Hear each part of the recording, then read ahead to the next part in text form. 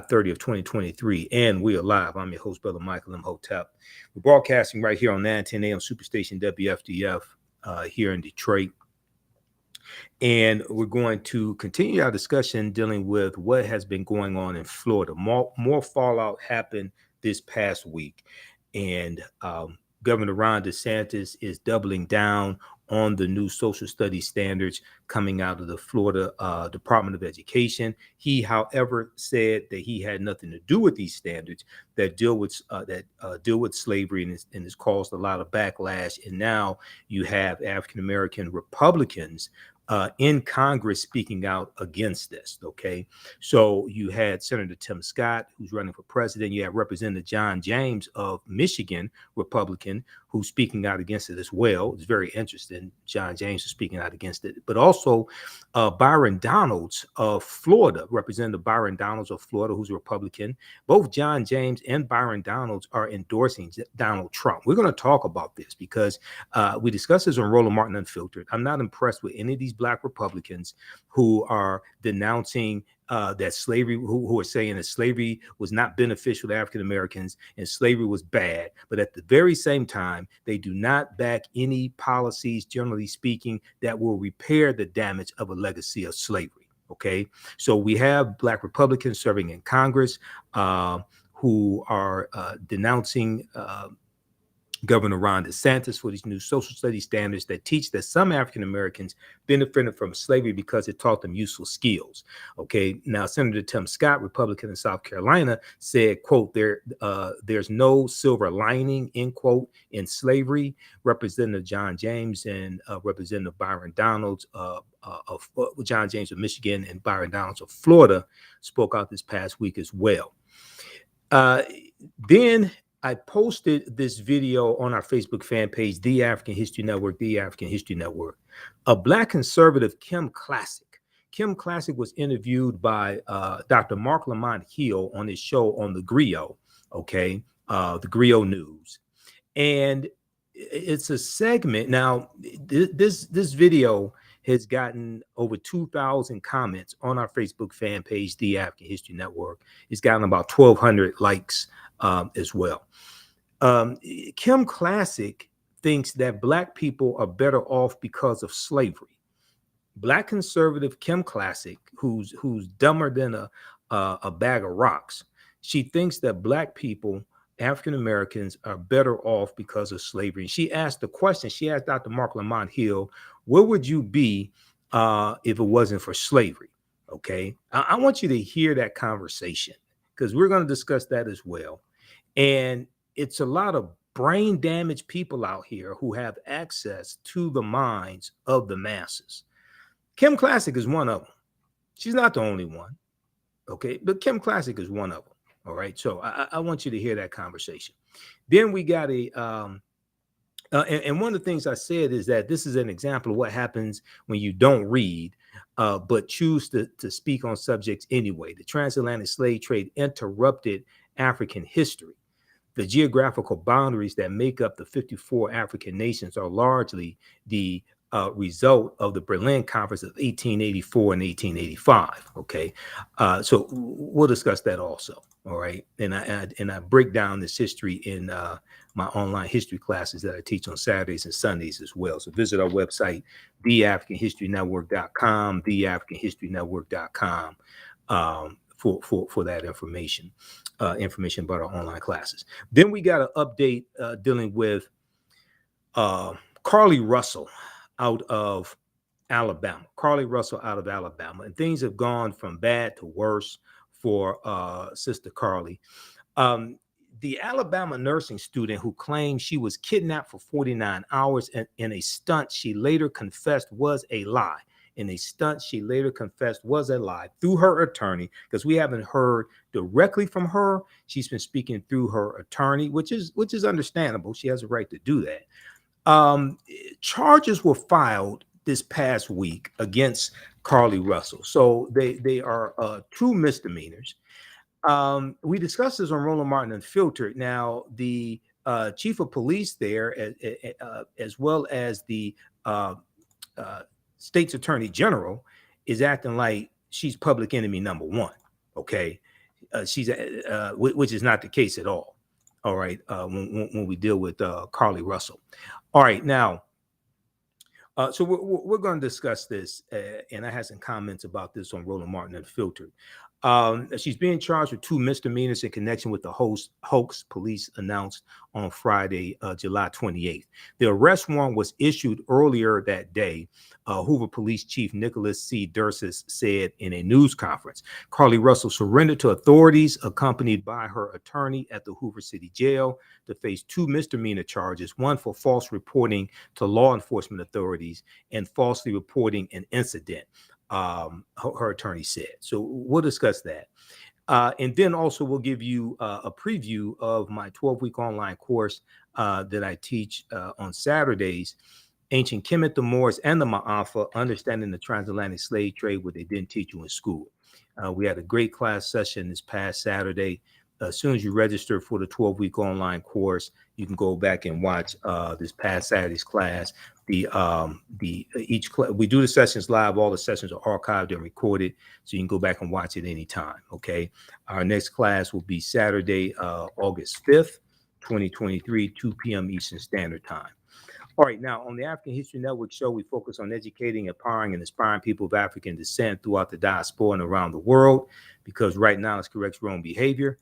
What you do for yourself, what you do to yourself, and what you allow other people to do to you and get away with is based upon what you think about yourself. What you think about yourself is based upon what you have been taught about yourself. What you've been taught about yourself is based upon everything you've read, heard, and seen about yourself. So when you control the radius of a man or woman's thoughts, you can control the circumference of his or her actions, because the mind can't do or teach what it doesn't know. We deal with a number of different topics here on the African History Network show. We deal with current events, history, politics, education, economic empowerment, entrepreneurship, relationships, love, sex, health issues, and much, much more. Okay, so let's jump into this first topic. We're coming up here on a break. I want to go to this first article here that we'll look at. There was a good piece from CBSnews.com. When we come back from the break, I'll let you hear the conversation that we had with Roland Martin also. And then also I want you to hear from NBC Nightly News as well. We'll go to the article from NBC News first. Black Republicans rebuke Ron DeSantis. Black Republicans rebuke Ron DeSantis over Florida history standards about slavery. Okay. We're coming up on a break. We'll deal with all this on the other side of the break. You listen to the African History Network show right here on 910 AM Superstation WFDF. I'm Michael Imhotep. Calling numbers 313-778-7600. 313-778-7600 is the call-in number if you have a question or comment. We'll be back in a few minutes.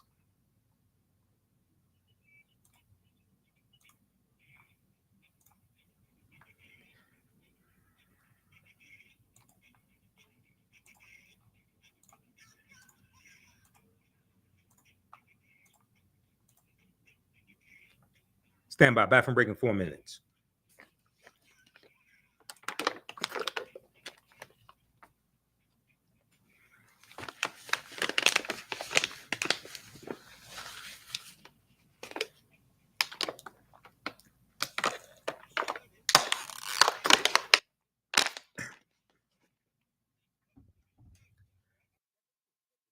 Stand by. Back from break in 4 minutes. How's everybody doing? Share this broadcast on social media platforms. Invite your friends to tune in also. Stand by.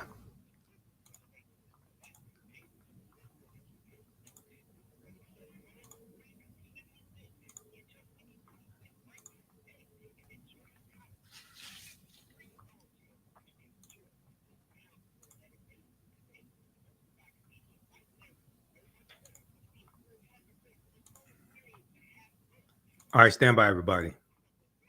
I have to get ready for this next segment.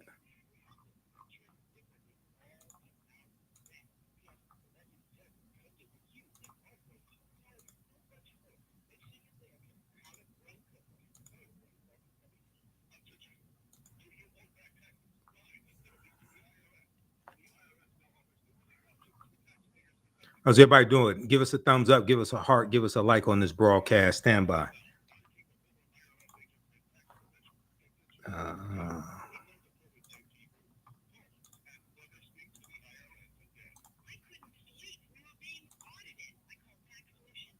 Back from break in 3 minutes.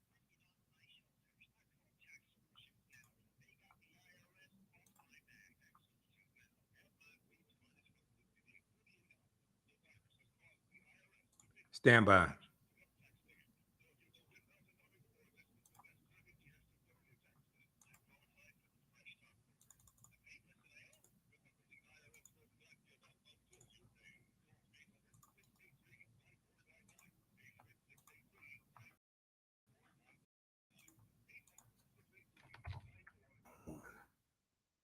I want that one. We want.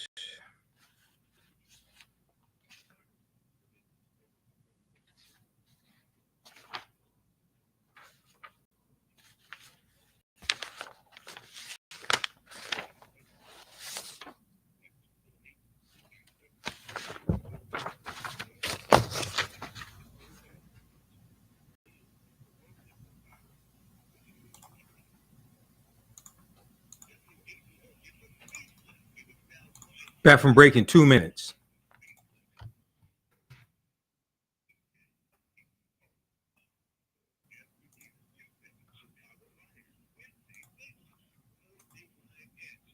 Stand by.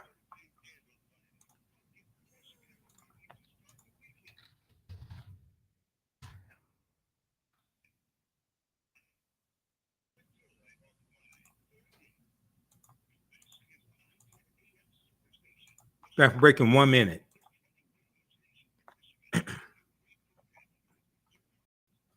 PM is what you need. I'm this brother Michael Imhotep. On the African History Network show, we focus on educating the mind and inspire people of African descent throughout the diaspora and around the world. A lot of people don't know what they're going to talk about. Then you have the areas of expertise. But some people need to learn how to stay in their own lane. If you don't know, just say you don't know. So we have a lot to talk about, so we're going to jump right into this. Catch it all right here on 910 AM Superstation.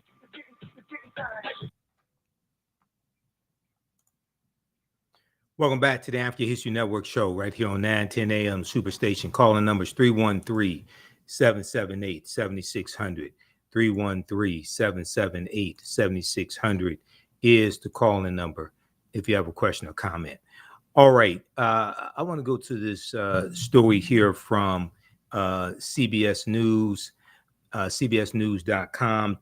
Tim Scott, Senator Tim Scott, slams Florida's Black history curriculum. There is no silver lining in slavery. There is no silver lining in slavery. We'll go on to clip number 1 from NBC Nightly News in just a minute, Doug. There's no silver lining. So Senator Tim Scott, a Black Tea Party Republican of South Carolina, the only African-American in the Senate Republican, and he's also a presidential candidate. That's not going to go anywhere. He's also a presidential candidate.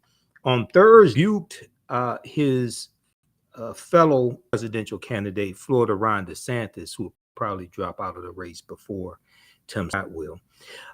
And the state of Florida over its controversial standards on how Black history is taught in middle school, which includes instruction on how, quote, slaves developed skills that could be applied for their personal benefits, skills that could be applied for the personal benefit, okay, or the personal benefit of some slaves, okay, some enslaved Africans. Senator Tim Scott said, quote, there is no silver lining, end quote, in slavery. When asked by a reporter following a town hall in suburban Iowa, that element of Florida's responded to that element of Florida's new social studies standards curriculum. He said what slavery was really about was separating families, about leading humans, and even raping their wives, Senator Tim Scott said, who is the Senate's only Black Republican and who jumped into the 2024 presidential race in May. He said it was just devastating. So I would hope that every person in our country, and certainly running for president, would appreciate that. Okay. Now, he also suggested that Florida's Black history standard represents a question that will and should come up again on the campaign trail. All right. Now, we know that Representative Byron Donalds, but also Representative John James, freshman Congressman John James, Republican, Black Republican from Michigan. John James, I guess he felt safe enough to speak out on this topic. And I want you to hear the commentary from Roland Martin Unfiltered, because I went in on these Black conservatives. I don't have any respect for any of them, okay, to be honest with you. I really don't. Not because they're Republicans, but because of their actions and cowardice, okay? So if we look at this article here from NBCnews.com, Black Republicans rebuke Ron DeSantis over Florida history standards about slavery. The majority of Black Republicans in Congress have come out and criticized the Florida standards that teach about the personal benefit Black people derive from slavery. Now, the only Black Republican who hasn't said anything is Burgess Owens. He's a former football player. At times, some of the stupid things that Burgess Owens says, you would think he had chronic traumatic encephalopathy, CTE. I don't know if he does. I wouldn't be surprised if he does. And also, all these Black Republicans are against reparations as well. So when it comes time to do something about the legacy of slavery and help repair the damage, overwhelmingly they are against those policies, which is why I don't have any respect for them. So if we look here, Byron Donalds, Representative John James of Michigan and Representative Wesley Hunt of Texas became the latest Black Republicans to speak out on Friday, this past Friday, July 28th. John James tweeted his disapproval, saying that, quote unquote, nothing about slavery was a net benefit to his ancestors. John James and Wesley Hunt are two of the 5 Black Republican lawmakers in the House and the Senate, and they are both backing one of DeSantis' rivals, former President Donald Trump. Now, Donald Trump tried to invalidate the votes of 16.9 million African Americans when he tried to overturn the 20 results on the lie. And more evidence has come out that advisors around him told him that the election was not stolen and his ass lost. But he still wanted to lie. He wanted to lie on a Black woman named Ruby Freeman. He wanted to lie on Shay Moss, her daughter, because of the lie that Rudy Giuliani told that put their lives in danger. And he sat up there and lied and said that they were passing a flash drive back and forth when they were counting the election results, and that they were cheating and they were loading votes for Joe Biden and Kamala Harris. And that was an absolute lie. Shay Moss testified in the January 6th committee that she was passing a ginger mint to her mother. And these two demons put the lives of Black women in jeopardy. And you got these two Negroes, as well as Byron Donalds. You got John James out of Michigan. You got Wesley Hunt out of Texas. You got Byron Donalds out of Florida. And they all support this traitor named Donald Trump to be president in 2024. This is just one of the many reasons why I have absolutely no respect for them. You can jump out here and say what you want to. Slavery was wrong. Most people know that. How do you support somebody like Donald Trump, who tried to overthrow the government to stay in power? A fascist and a dictator like Donald Trump, who will turn on your Black ass in a moment's notice. This is why I have no respect for them. Let's continue. So you got, now Burgess Owens hasn't said anything. Maybe, but so we'll see if Burgess gets some courage to come out and denounce slavery also. Maybe he'll do like State Representative Kim Daniels out of Florida. And we posted the video of Kim Daniels on our Facebook fan page, the African History Network, saying she thanked God for slavery. She's a Black woman, phenotypically, not consciously. Kim Daniels is one of the Black people on the committee who this new social studies standards coming out of Florida. She's a Democrat. She's one of the most conservative Democrats in the Florida state legislature. She says she thanks God for slavery. Let's go to we're coming up on a break once again, and Doug, let's go to clip number 1. This is from NBC Nightly News from Friday, giving a recap of what happened. Let's go to clip 1, please. Press play.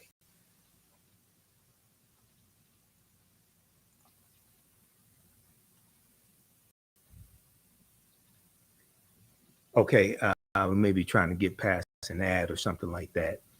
So we're gonna do that, and then on the other side of break, I want you to hear what happened on Roland Martin Unfiltered as well. Okay, because on Roland Martin Unfiltered, we got into this discussion, and I disagree with Roland. These guys don't impress me saying slavery was wrong. These Doug, can you hear me? We still on the air? Can we go to clip number 1? All right.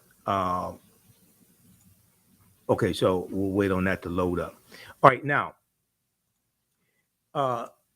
so when we look at these, there was an article from Bay Times that looked at the claims that are being made by the Florida Board of Education together these new social studies standards. Because what happened was people are talking about the 2 black PhDs, right?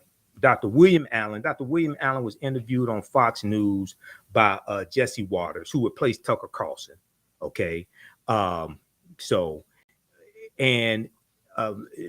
William Allen is defending these standards, right? But if you read this article, and we talked about this last Sunday, okay? If you read this article from Doug, I don't hear anything. If you read this article from Tampa Bay Times, picked up by Yahoo News, benefited from slavery. Critics say some of the state's examples were never even slaves. So what happened was to defend the standards and to reject the criticism, the overwhelming criticism that has been coming, national criticism. Okay. They put out, you had a spokesperson from the Florida Department of Education who gave samples that came from these African-American PhDs of African-Americans who they claim were slaves, 16 historic figures, who they claim were slaves, who benefited from the skills that they learned during slavery. Okay. Now, the problem is that at least half of these people were never slaves. Okay, we'll deal with this on the other side of the break and get the technical issues worked out as well. You listen to the African History Network show right here on 910 AM Superstation WFDF with Michael Imhotep. We'll be back in a few minutes.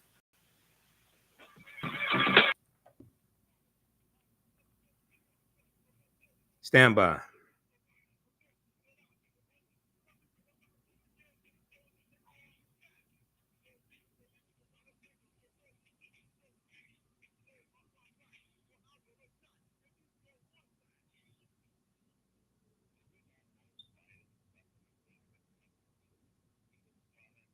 Stand by. Back from break in 4 minutes.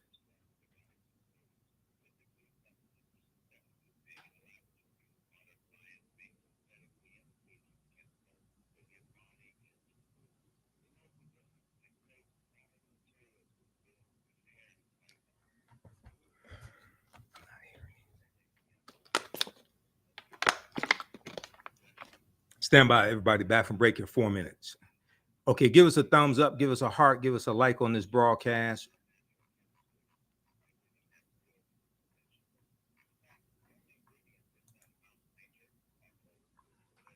Share this broadcast on your social media platforms. Invite your friends to tune in. Stand by.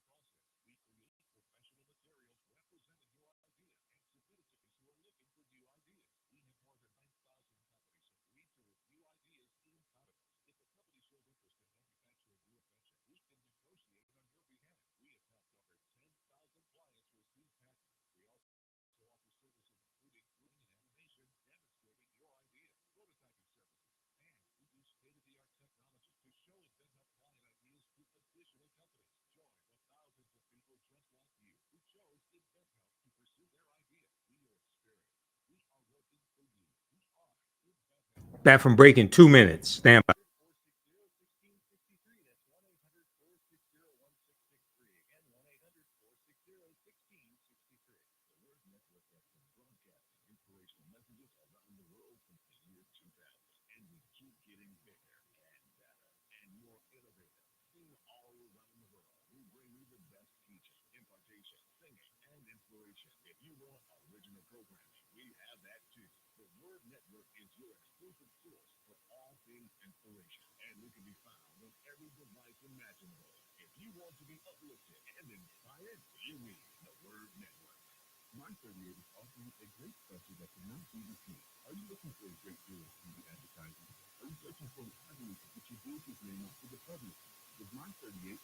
Back from break in 1 minute.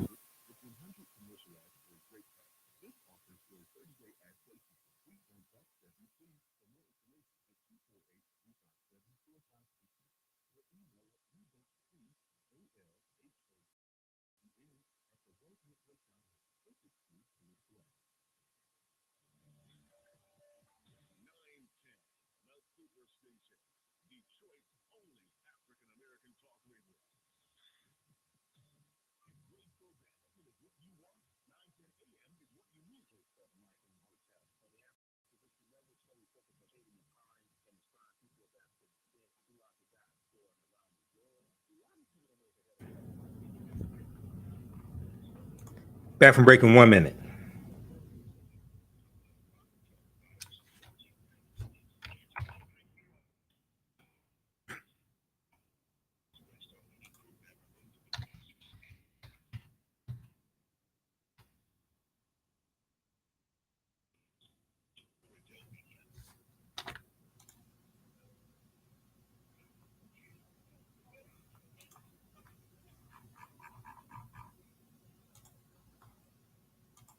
Welcome back to the African History Network show right here on 910 AM Superstation WFDF. Calling numbers 313-778-7600. 313-778-7600 is the call-in number if you have a question or comment. All right, I want to go to this first clip. This is clip number one from NBC Nightly News. This is from Friday, July 28th, 2023.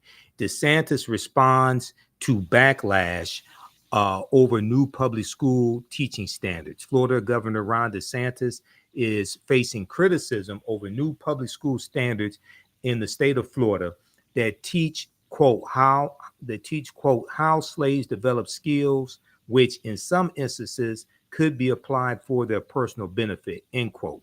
Governor Ron DeSantis spoke with NBC News and said he is pushing back against quote unquote false narratives. This is from Friday, July 28th. Let's go to this clip, please. The president shares the stage with Florida Governor Ron DeSantis in Iowa for the first time tonight. All as DeSantis is pushing back against criticism of a new curriculum on slavery. He just spoke to Gabe Gutierrez. Tonight, Governor Ron DeSantis in Iowa under fire. There's no silver lining. In GOP rival Tim Scott, the only black Republican senator, slamming the state of Florida for adopting new public school standards that teach how slaves develop skills, which in some instances could be applied for their personal benefit. It's a line of attack first like Vice President Harris. They want to replace history with lies. Another black Republican member of Congress, Florida's Byron Donalds, who endorsed former President Trump, has also criticized that portion of the new standards. But DeSantis argues that line has been taken out of context. No, some of those congressmen are putting out information that's totally false. You got to be willing to stand up and fight back against narratives. That's what we do in Florida every day. One of the scholars who helped develop Florida standards is also defending them. This curriculum is devoted to telling the truth, whereas Kamala Harris has retailed a lie. After laying off more than a third of its staff, the DeSantis campaign is trying to reset, holding more up-close events with voters and their families. Oh, what is that? 19? Yeah. While Mr. Trump is still dominating the field. If we make it about the vision for the future, we're going to win. Obviously, with me as the nominee, we're going to focus on Biden's failures and our vision for the future. That's what the election will be about. If Donald Trump is the nominee, it's going to be about all those other issues. With all respect, Governor, you're down by 30 points, though. Well, no, I mean, that's it. And I can tell you, we've been in Iowa. I'm the one showing up at all these places. We're signing up people day after day. We're in Iowa. Tonight from Lincoln Jr. will feature 13 GOP presidential hopefuls. All except Chris Christie. All right, Dave Gutierrez, thank you. Okay, pause it right there. All right, so that was Governor Ron DeSantis trying to defend these standards. Now, there's something very interesting happened this past week as well. There was an article from NBC News that we posted on our Facebook fan page, The African History Network. And if you missed this article, take a look at this. This deals with how most of the people who were in the group that put together these standards, most of these people did not want that language in the social studies standards. This is an article from NBCnews.com from Friday, July 28th, 2023 by Janelle Griffith. Most of Florida work group did not agree with controversial parts of state's new standards for Black history, members say. Quote, most of us did not that language, end quote, one group member said. So a majority, the article says a majority of the members of the Florida work group that developed new standards for teaching African-American history opposed the sections that have recently drawn criticism, including that middle schoolers be instructed that enslaved people develop skills that could be used for their quote unquote personal benefit, 3 members of the work group said.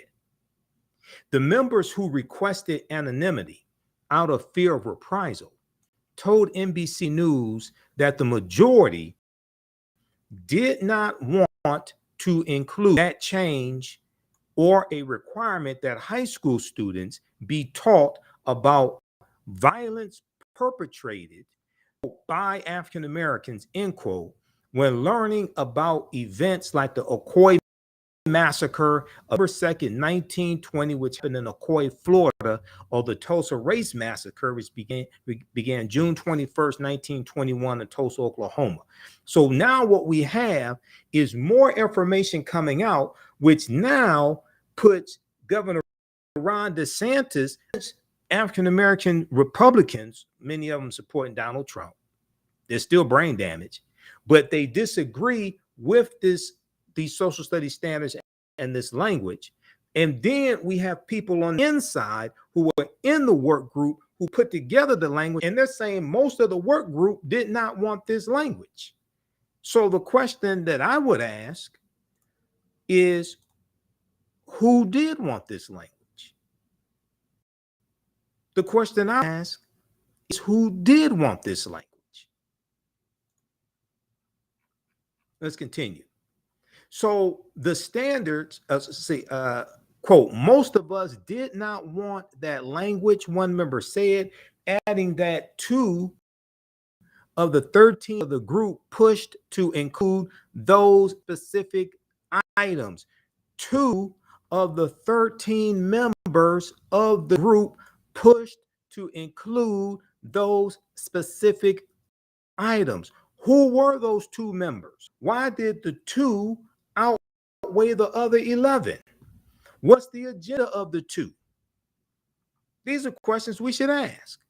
The standards created by the work group went on to be unanimously approved on July 19th by the Florida Board of Education, which oversees the education department of the state of Florida. The standards, which are to be used by students in kindergarten through 12th grade, have been widely criticized as propaganda and a sanitized version of history. Critics, including Vice President Kamala Harris, historians, educators, and other politicians politicians have said, among other things, that the new standards attempt to mask many of slavery, including rape, murder, and forced labor, trying to portray it as an apprenticeship. Now, as I on this show before, and I said on Roland Martin Unfiltered as well, there are at least 262 skills, trades, and crafts that African people had in this country from 1619 to 1865. Some of them we brought with us from Africa. Others we learned here, but we came from highly sophisticated civilizations. We came from the Shanghai Empire. We came from the Congo. We came from West Africa. We came from Guinea, and we came from Senegal and things like this. We came from Ghana and the Ashanti Empire, etc.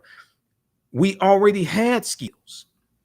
We didn't have to be captured, stripped of our humanity, stripped of our nationality, forbidden to speak our own languages, largely stripped of our history and culture and spiritual systems, etc., to be put into an apprenticeship program to hopefully one day be able to use our skills for our own benefit, either after slavery, or if we could buy our way out of slavery, or if we could run away and not be recaptured. So to try to make it seem like there was a silver lining to slavery is disingenuous. It's blatantly disingenuous. We're coming up on a break. On the other side of the break, I want you to hear the discussion that happened on Roland Martin Unfiltered. But let's continue here. Vice President Kamala Harris said these extremist so-called leaders should model what we know to be the correct and right approach if we really are invested in the well-being of our children. She said this last week in Jacksonville, Florida, where she was joined by the president of the NAACP. Quote, "They dare to push propaganda to our children. This is the United States of America. We're not supposed to do that," end quote. Okay. Now, the work group members who spoke to NBC News said that only two members of the group, William Allen and Francis Presley Rice, advocated for the criticized language. Now, William Allen, based upon what I'm talking to people like historian Dr. Darrell Scott, who's at Morgan State University, he was a history professor at Howard. William Allen has been brain damaged for a long time. Okay, William Allen was interviewed by Jesse Waters on Fox News. You can go check out that view also. Okay, but William Allen has been brain damaged for a long time. We talk about these two. Now, these are the two. William Allen and Francis Presley advocated for the language. These are the two who put out the 16 examples of African Americans, right? Half of them were slaves. We're going to deal with all this on the other side of the break. I want you to hear what went down on Roland Martin Unfiltered as well. 9:10 a.m. Superstation WFDF. I'm Michael Imhotep. We'll be back in a few minutes.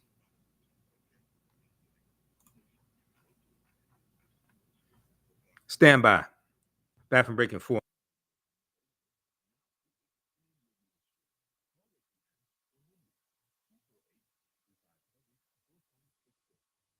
How's everybody doing? Share this broadcast on your social media platforms. Invite your friends to tune in. Stand by.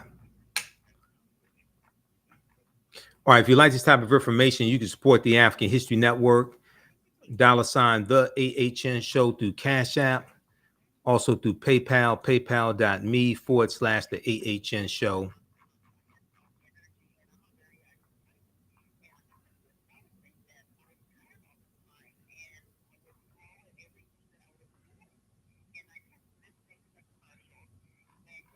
Stand by. Hold on. Where is that?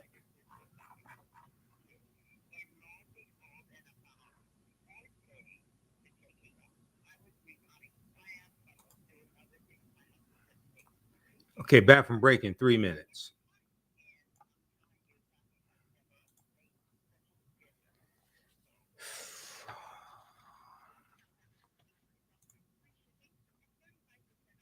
And visit our website, TheAfricanHistoryNetwork.com, TheAfricanHistoryNetwork.com.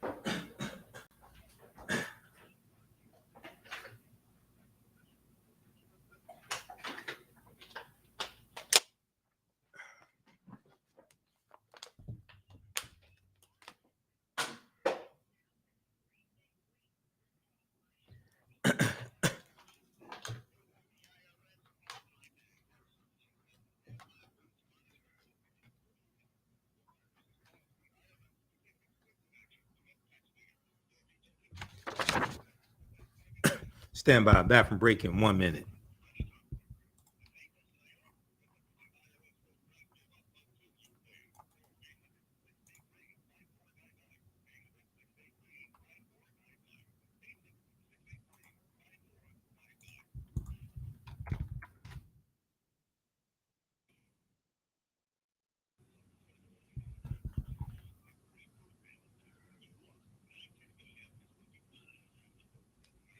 On the African History Network show, we focus on educating, empowering, and inspiring people of African descent throughout the diaspora and around the world. A lot of people don't know what the hell they're talking about. Then you have the area of expertise. But some people need to learn how to stay in their own lane. If you don't know, just say you better know. So we have a lot to talk about, so we're going to jump right into this. Catch it all right here on 910 AM Superstation.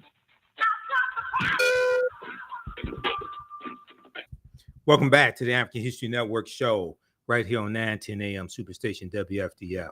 Okay, calling numbers 313-778-7600. 313-778-7600 is the calling number if you have a question or comment. All right, I want to go back to this article quickly here. This piece just came out Friday, July 28th, 2023. We posted it on our Facebook fan page, The African History Network. It's called "Most of Florida Work Group Did Not Agree with Controversial Parts of State's New Standards for Black History," members say. Okay, of the 13 members on this committee that put together these social studies standards, 11 of them did not want the language that talked about African Americans gaining skills that they could possibly to benefit them after slavery, and also objected to the language that high school students be taught about violence perpetrated by African Americans, learning about events like the Ocoee Massacre in Ocoee, Florida, 1920, and the Tulsa Race Massacre, June 1st, 1921, in Tulsa, Oklahoma. Okay. One member said most of us did not want that language, adding that 2 of the 13 members of the group pushed to include those specific standards. Those 2 members were Dr. William Allen, who you saw on Fox News being interviewed by Jesse Waters defending this nonsense, and Francis Presley Rice. Okay, Dr. Francis Presley Rice, 2 Black PhDs that Ron DeSantis keeps talking about. All right. The work group members who spoke to NBC News said only 2 members of the work group, Dr. William Allen, who's a Black conservative, longtime Black conservative, and Dr. Francis Presley Rice, another Black conservative, advocated for the critic language. Allen and Rice, both Black Republicans, released a joint statement last week defending the new standards as, quote, comprehensive and rigorous instruction on African American history. Okay. The intent of this, quote, the intent of this particular benchmark clarification is to show that some slaves developed highly specialized trades from which they benefited, end quote. They wrote, "This is factual and well documented." Now, the member said that Dr. William Allen advocated for including that enslaved people benefited from skills that they learned, and Dr. Francis Presley Rice pushed to include that students learn about violence perpetrated against and by African Americans. Quote, people were very vocal and questioned, quote, how there could be a benefit to slavery, end quote, one group member said about the language. Dr. William Allen, the member said, countered the arguments by using Frederick Douglass as an example. Quote, however, Dr. William Allen is focusing on the few slaves who actually did learn something and keeps alluding to Frederick Douglass, one group said, quote, what he is saying is not accurate for most of the slaves, end quote. And examples that were given that we exposed on this show, that I exposed earlier this week on Dorio Laria's show on Facebook and YouTube. And we're rebroadcasting. I did 1 hour and 45 minutes on her show. Half of the examples that these 2 Black PhDs gave, almost half of them, these people were never slaves. This all goes on to say, all three members described him, Frederick Douglass, in separate interviews as, quote, they're talking about William Allen. They described William Allen in separate interviews as knowledgeable and said the group deferred to him. No. Two, I wish I'd been in that group. Oh, it'd been a fight. Oh, it would have been like WWE SmackDown. Oh, I wish I'd been in that group. Member said the matter was tabled for a later discussion and did not recall it ever being voted on. One of those members called the language final product, quote unquote, problematic and said the group, quote, could have done a better job if it had been given more time to work. William Allen did not immediately return a request for comment Friday in response to the members' characterization of events. I hope that Roland Martin get the text rolling. Bring his ass on Roland Martin Unfiltered. Make sure I'm on the show.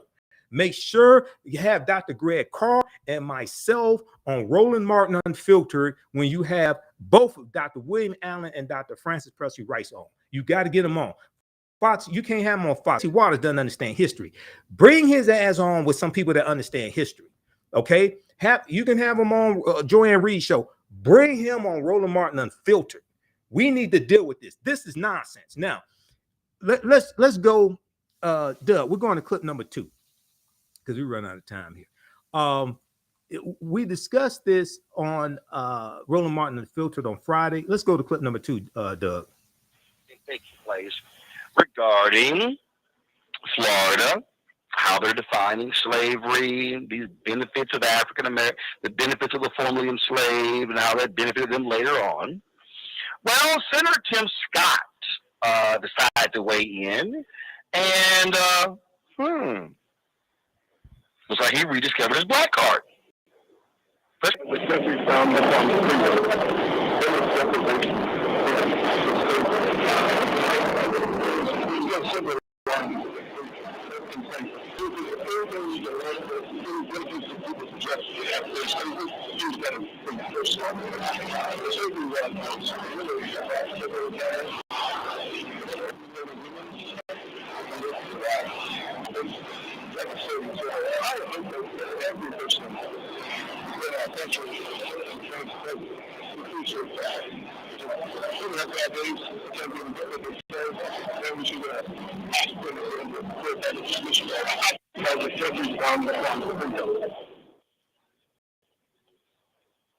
People have bad days. How about bad public policy? All right, Florida Congressman Byron Donalds, he also was not happy with this from DeSantis. Y'all roll it if you got it. I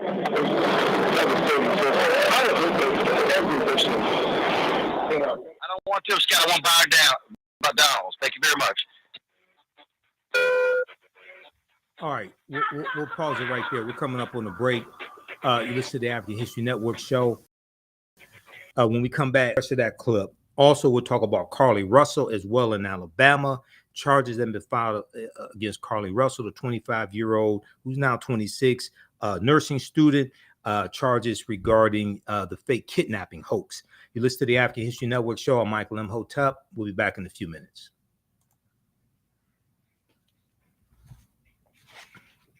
Stand by, bathroom break in 4 minutes.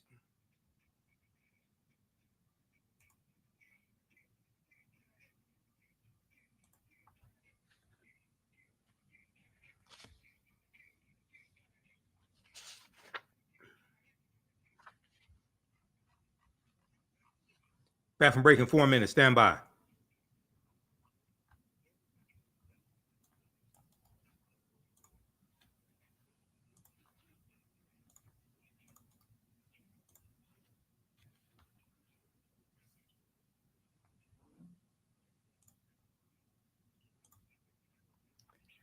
How's everybody doing? Give us a thumbs up, give us a heart, give us a like. Who still needs to register for the 12-week online history classes that I teach on Saturdays and Sundays?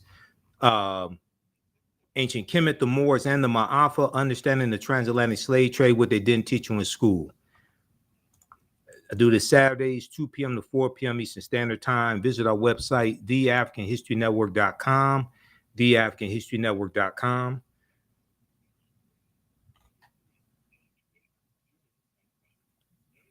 You can register right there. It's right on the homepage.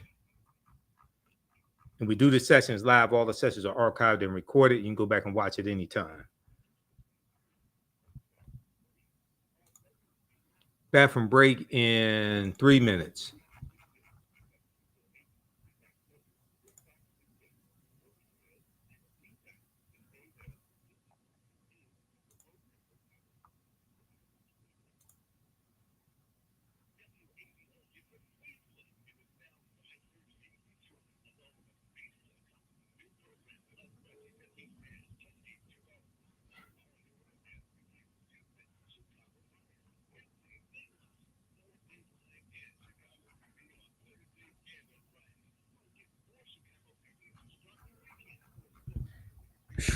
This is crazy story. This is getting deep. Now all the information is coming out. Only 2 of the 11 members on the work group wanted this language in there. Now the stuff is coming out. Okay, if you like this type of information that I share with you on the African History Network show, please support us financially. $, the AHN show through Cash App.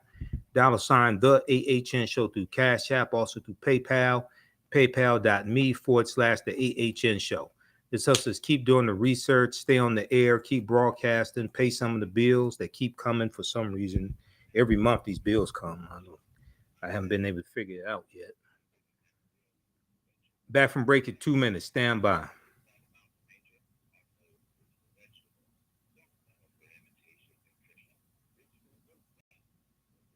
How's everybody doing? All right.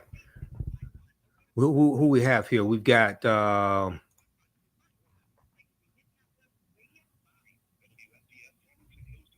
910 AM Superstation, a division of Adele Media. Great programming. It is what you want. 910 AM is what you need. I'm your host, Brother Michael Imhotep. On the African History Network show, we focus on educating the kind and inspiring people of African descent throughout the diaspora and around the world. A lot of people don't know what the hell they're talking about. Then you have the areas of expertise. So some people need to learn how to stay in their own lane. If you don't know, just say you don't know. So we have a lot to talk about, so we're going to jump right into this. Catch it all right here on 910 AM Superstation. The views and opinions expressed on any program are those of the producers and or the persons appearing on the program, and do not necessarily reflect the views and opinions of 910 AM Superstation or Adele Media. Welcome back to the African History Network show. All right, be sure to visit my website, TheAfricanHistoryNetwork.com, TheAfricanHistoryNetwork.com. Register for the 12-week online history classes that I teach on the weekends, Saturdays and Sundays. Saturday, 2 p.m. to 4 p.m. Eastern Standard Time, I teach ancient Kemet, one of the original names for Egypt, ancient Kemet, the Moors, and the Maafa, understanding the transatlantic slave trade, where they then teach. We had a great class on Saturday, July 29th. Next classes are August 5th, 12th, 19th, to 26th. Do the sessions live. All the sessions are archived and recorded. You can go back and watch it anytime. We deal with thousands of years of history, what leads to the transatlantic slave trade taking place. I do a PowerPoint presentation. We have book references, articles. There's about 80 to 100 articles that we reference. I show you the excerpts of the book on the screen. We have video clips. So we get deep into this history and we study this history chronologically. Then Sundays, 2 p.m. Eastern Standard Time, is Black resistance movements from the Haitian Revolution, U.S. Civil War, Civil Rights Movement, and Black Power Movement, 1800 to 1968. Okay, and we go through and look at that history chronologically, that crucial period of history from 1800 to 68. Next class is Sunday, August 6th. Okay, so you can register for the classes right now, and even after course is over with, you still have full access to the class. So a year from now, 2 years from now, you can watch go back and watch the entire course. Okay, and you can use this with your children. The content I would say is PG-13. Okay, Doug, let's go back to clip number 2 from Roland Martin Unfiltered at the 1:30 mark.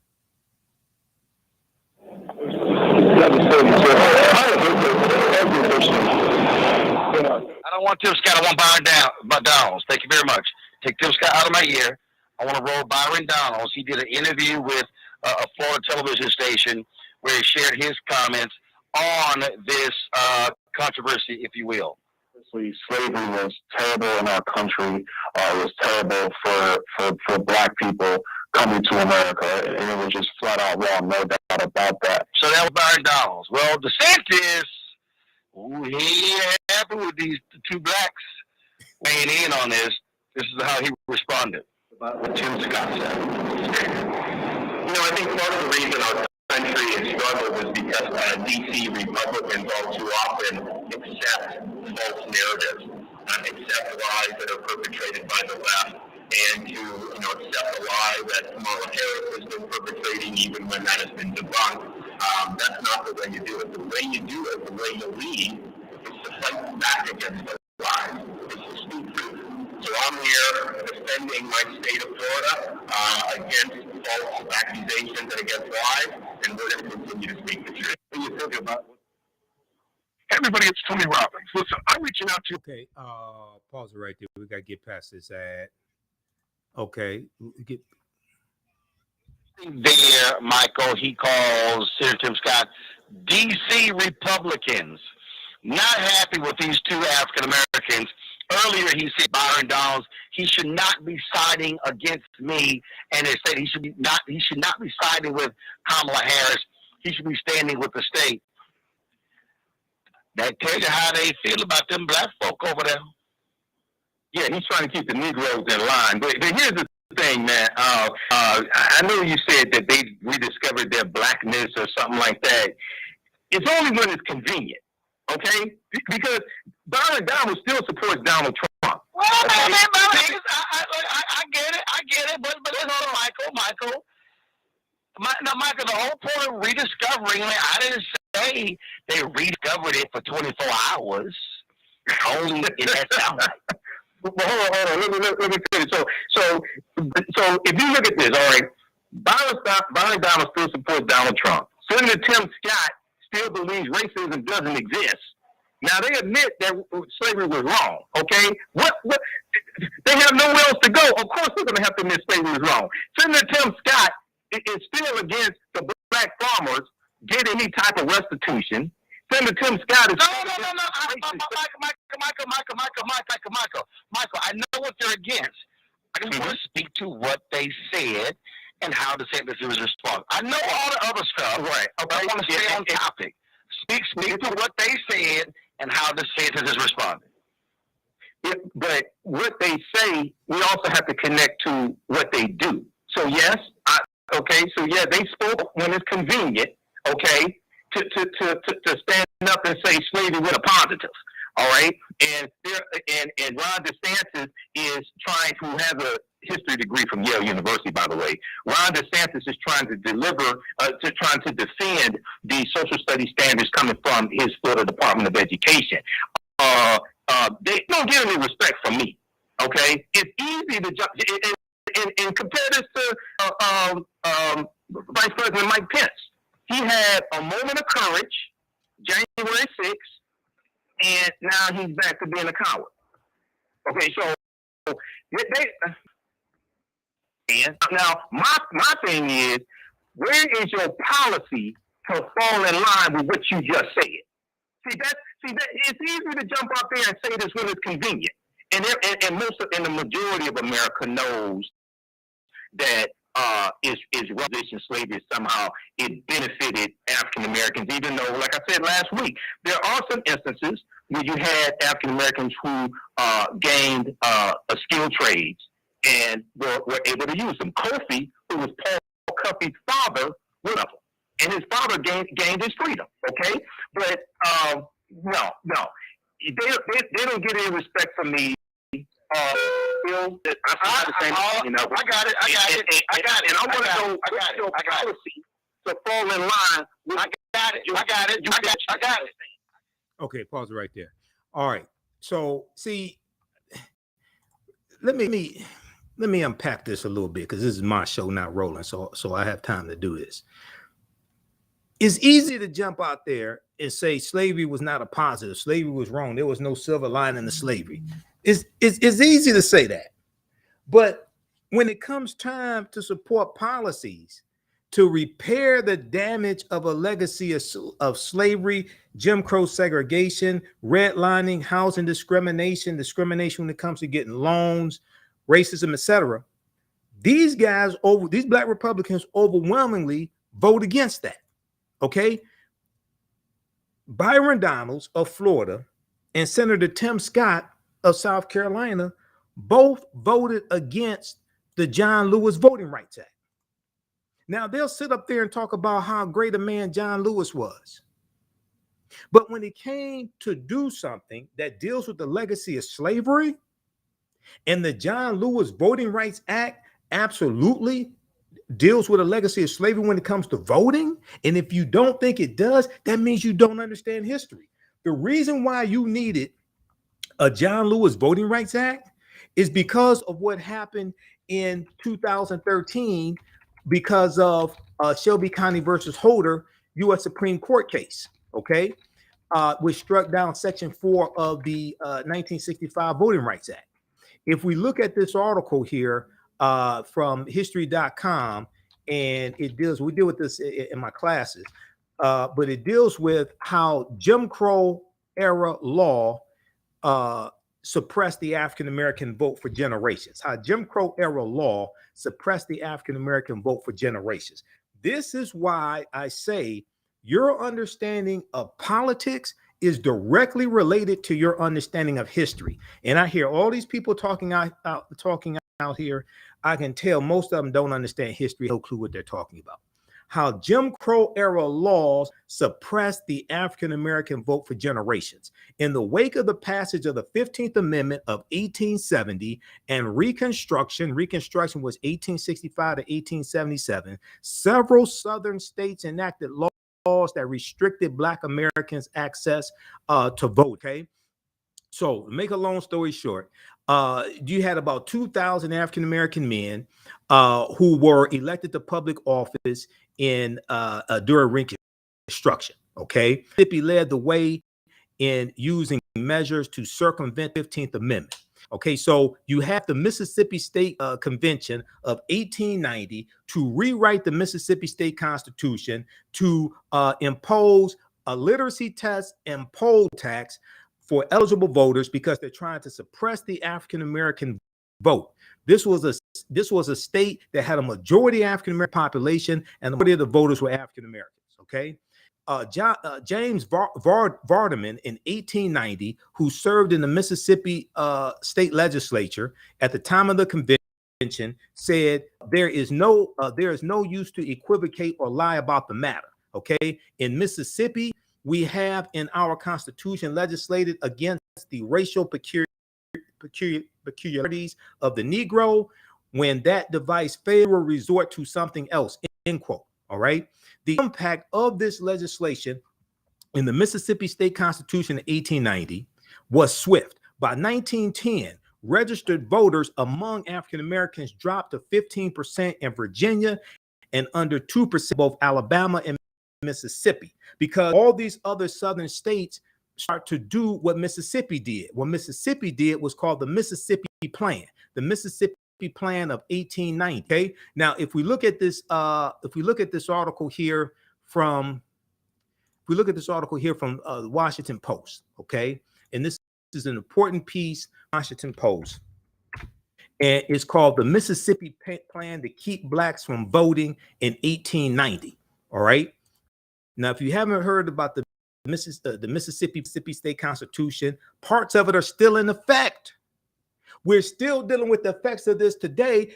And the U.S. Supreme Court just a couple of weeks ago refused to hear a challenge to Section 241 of the Mississippi State Constitution, which deals with felony disenfranchisement, which was written into law in 1890 to suppress the African-American vote.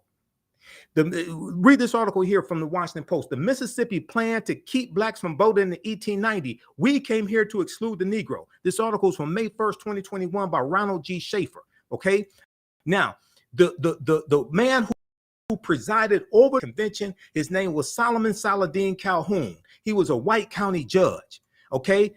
He put the voting issue bluntly. Let's tell the truth if it burst the bottom of the universe. We came here to exclude the Negro. We came here to exclude the Negro. Short of this will answer. This is why they had the Mississippi State Convention of 1890, to take full control of the state government and local government, to lock African Americans out of political power. Delegates eventually adopted a literacy test, poll tax geared to suppress the black vote. They didn't fear us exercising, they feared us having black power, black political power. They instituted a literacy test and poll tax geared to suppress the black vote, state with a black majority. The Mississippi Plan, a model throughout the South, part of a raft of racially oppressive Jim Crow laws that ended Reconstruction. Okay, so what happened was, now when President Joe Biden and Vice President Kamala Harris, when they won in 2020, this caused a new flash to suppress the African American vote based upon the big lie that the traitor in chief Donald Trump keeps pushing. And this caused Republicans to pass 34 new laws in 19 states geared towards voter suppression. Okay. Now, other southern states started adopting what Mississippi did. You had South Carolina in 1895, Louisiana 1898, Alabama 1901. You had Georgia, Oklahoma, etc. All right. Now, if we go back to this article from history.com, the History Channel. Okay. All right. We're coming up on break. We'll continue this on the other side of the break. Listen to the African History Network show. I'm Michael Imhotep. 313-778-7600. 313-778-7600. It's the calling number if you have a question or comment. I'm connecting all this history together to what is taking place right now.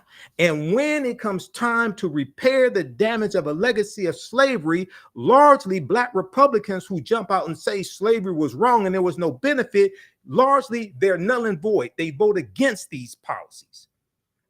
You needed the John Lewis Voting Rights Act because of what happened in Mississippi in 1890. We'll be back from the break in a few minutes. Stand by.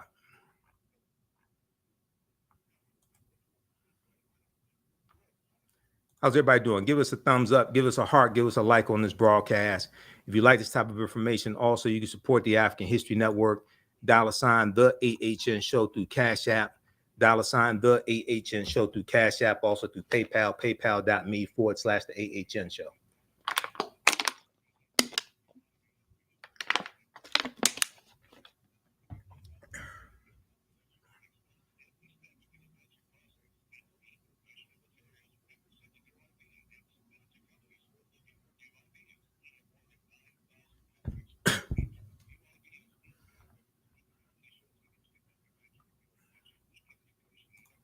Okay, who we have? We have Sadie.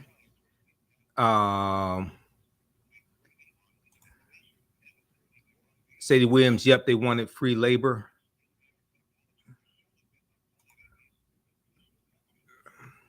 We have Linda. I feel like this for all those against what happened in slavery. Send them into slavery. Treated them just like our ancestors treated them.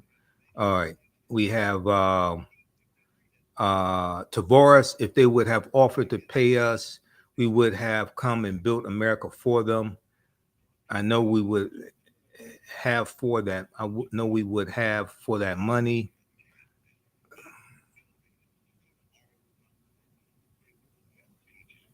Okay, Helen Plaskett said, Black history, slavery concerns all that are Black, regardless whether you are Republican or Democrat.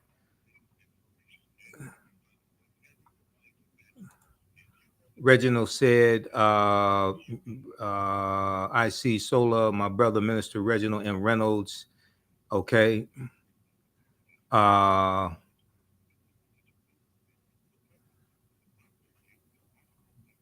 see here. Okay, back from break in 2 minutes. Stand by.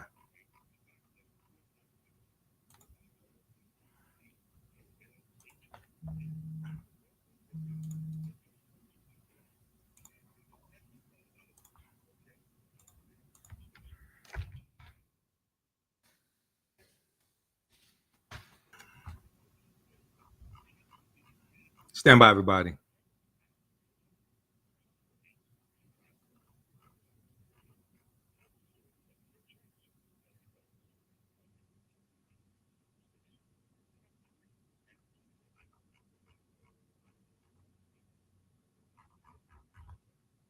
Back from breaking 1 minute. 910, the Super Station, the oldest radio station in town since 1922. Great programming is what you want. 910 AM is what you need. I'm your host, Brother Michael Imhotep. On the After History Network show, we focus on educating the mind and inspiring people of African descent throughout the diaspora and around the world. A lot of people don't know what the hell they're talking about. Then you have the area of expertise. But some people need to learn how to stay in their own lane. If you don't know, just say you don't know. So we have a lot to talk about. So we're going to jump right into this. Catch it all right here on 910 AM Superstation.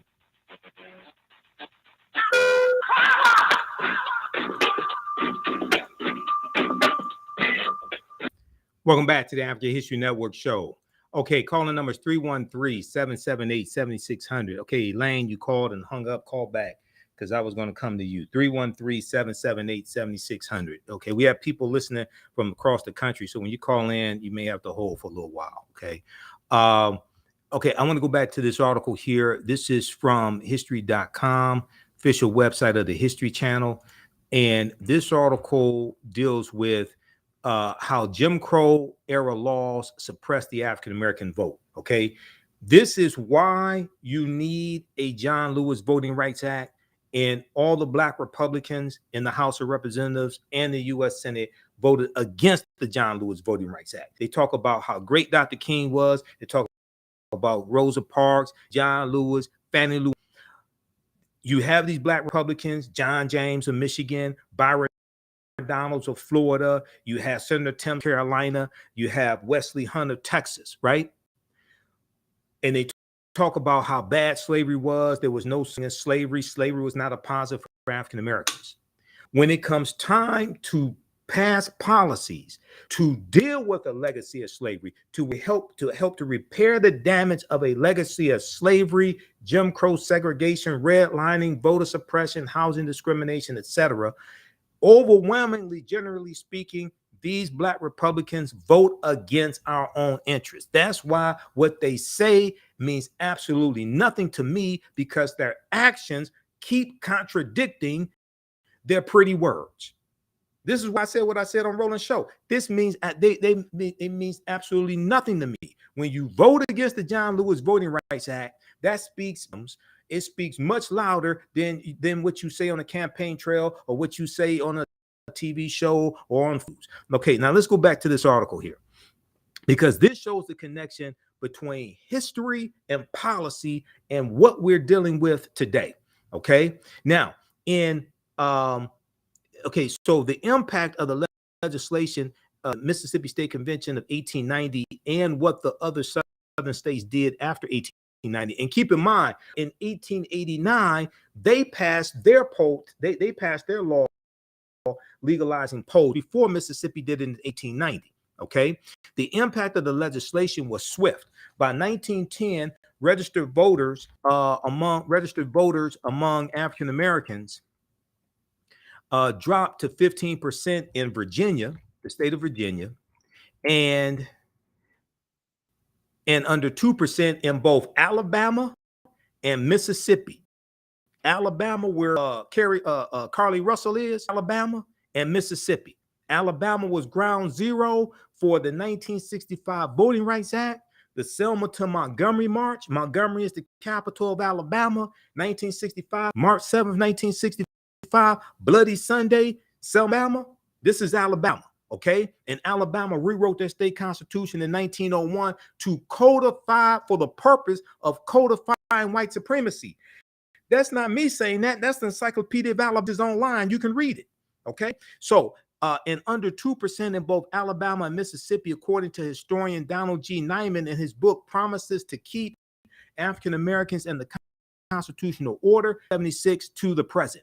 In the 1898 Williams versus Mississippi U.S. Supreme Court ruling, 2 years after Plessy versus Ferguson 1896 Supreme Court ruling, Williams versus Mississippi, the U.S. Supreme Court held that poll taxes that the state's poll tax, the state of Mississippi's poll tax, disenfranchisement clause, grandfather clauses, and literacy tests on the basis that the new constitution did not discriminate between the races, and it has been shown that their actual administration was not evil, only that evil was possible under them. So the U.S. Court in Williams versus Mississippi, 1898, upheld these poll taxes, literacy tests, etc., which were means to go around the of 1870, which guaranteed the right to vote for African American men.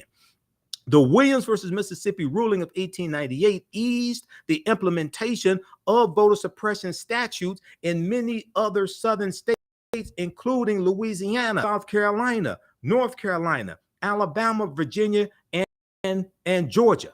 John B. Knox, Alabama delegate to that state's 1901 convention, where they rewrote their state constitution in the state of Alabama. John B. Knox revealed the mindset of white legislatures when he stated that, quote, the convention's goal is to establish white supremacy in the state within the limits imposed by the federal constitution, end quote. This is in Alabama, 1901. Okay, while many of the voting suppression measures could also impact poor white people, they disproportionately impacted Americans. You had literacy tests. Okay, now in Mississippi, you had to be able to explain to the satisfaction of the registrar one of the approximately 250 sections of the Mississippi State Constitution. Oftentimes, the registrar was functionally illiterate themselves. Okay, so you had literacy tests. Illiterate white people were often excluded from these literacy tests through the use of grandfather clauses. The grandfather clause was implemented in Louisiana in 1898 when they rewrote their state constitution, and it stated that if your grandfather prior to 1867 could not vote, most likely because he was a slave, then that means you can't vote. Okay, this was a way to get around the 15th Amendment. All right, you have poll taxes. We had to pay a tax to register to vote. While Southern legislatures claimed that poll taxes for voting were designed to raise state revenue, to many white poll leaders, the main purpose was to suppress the African American vote. Quote, this newspaper believes in supremacy. This newspaper believes in white supremacy, said a Tuscaloosa, Alabama news editorial in 1939, quote, and it believes that the poll tax is one of the essentials for the preservation of white supremacy, and blatant with it. All you got to do is go back and read this. They were blatant with this. 11 states in the South had laws that required citizens to pay a poll tax before they could vote. The taxes, which were $1 to $2 per year, disproportionately impacted registered voters. Okay. All right. So read that. Then you had all white primaries like in Texas. That's going to lead to a U.S. Supreme Court lawsuit about 1940. Lonnie E. Smith. Yep.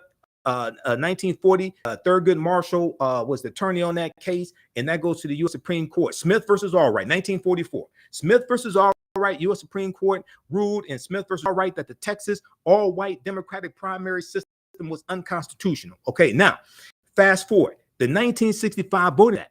The reason why you needed the 1965 Voting Rights Act is because of what happened in Mississippi in 1890 and what those other southern states did. All right, then you had Shelby County, so it made all that illegal. All right, signed into law 95 years after the 15th Amendment of 18 was ratified into the U.S. Constitution. The Voting Rights Act of 1965 outlawed discriminatory voting practices in southern states, such as literacy tests, poll taxes, and grandfather clauses that had designed by southern legislatures to suppress the African American. Almost as swift as the resistance to black voter participation had been nearly a century early, so had the response to legislation in 1965.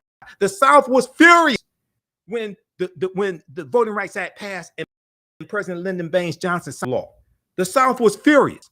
Within a year, only 4 of the 13 southern states had fewer than 50% 50% of African American residents. Then the South rises again, and the Empire strikes back with Shelby County versus Holder in court case of 2013. Shelby County is in what state? Alabama. Who is Holder? Attorney General Eric Holder. Shelby County in Alabama, Attorney General of the United States, Eric Holder, the first African American Attorney General to weaken the 1965 Voting Rights Act because they wanted their country back. They wanted to suppress the African American vote. In 2013, the U.S. Supreme Court walked back part of the 1965 Voting Rights Act when it ruled in the 5-4 vote that constrained certain states and federal review of states' voting procedures were outdated. In the wake of the Shelby County versus U.S. Supreme Court decision, several states have enacted laws limiting voter access, including voter ID requirements on early voting, mail-in voting, and more. When you go look at what happened, you go research this. Within 24 hours of Shelby County versus Holder, within 24 hours of that, state started passing new voter ID laws. In the 2016 presidential election, now this was 2013. In the 2016 presidential election, do you know that there were 868 fewer polling places? There were 868 fewer polling places. Why? Because what this did was this struck down, this weakened Section 4 of the Voting Rights Act, which dealt with oversight.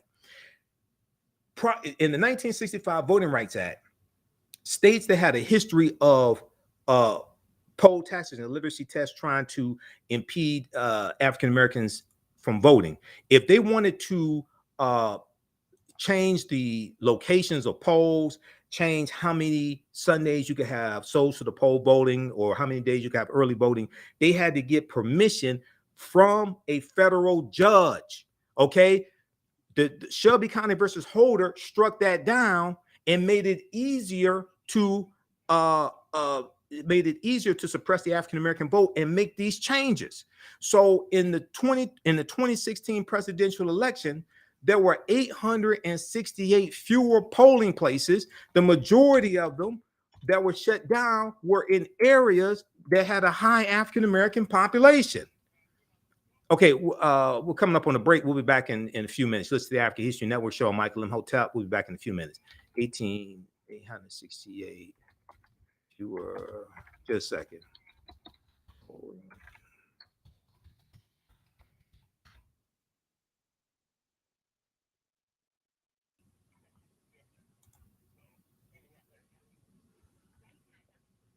Back from break.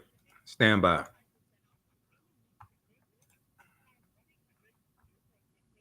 See, we don't understand how all of this is connected. And you have simple Simon asses out here telling black people don't vote. You have no understanding of history. All this is connected together. And they use the courts to attack us. They use the courts to attack us. They use the state legislatures to attack us. They use the federal legislature to attack us. This is why I say your understanding of history is directly related to your understanding of politics. Okay, back from break in 3 minutes. Stand by. So now when you got stupid ass black people say, "Oh, Judge Ketanji Brown Jackson being the U.S. Supreme Court justice doesn't mean anything." Yes, it does. If it didn't mean anything, it would have happened. She was the first African American female judge out of like 116, 115, 116 judges. If it didn't mean anything, don't you think it would have happened sooner? Why did Ted Cruz attack her so much? Why did Republicans attack her so much during her confirmation hearing? If Donald Trump got 3 Supreme Court justices, but didn't get 3 at one time, it was one after another. To flip the Supreme Court from a 5-4 liberal majority to a 6-3 conservative majority. Okay, back from break in 3 minutes. Stand by.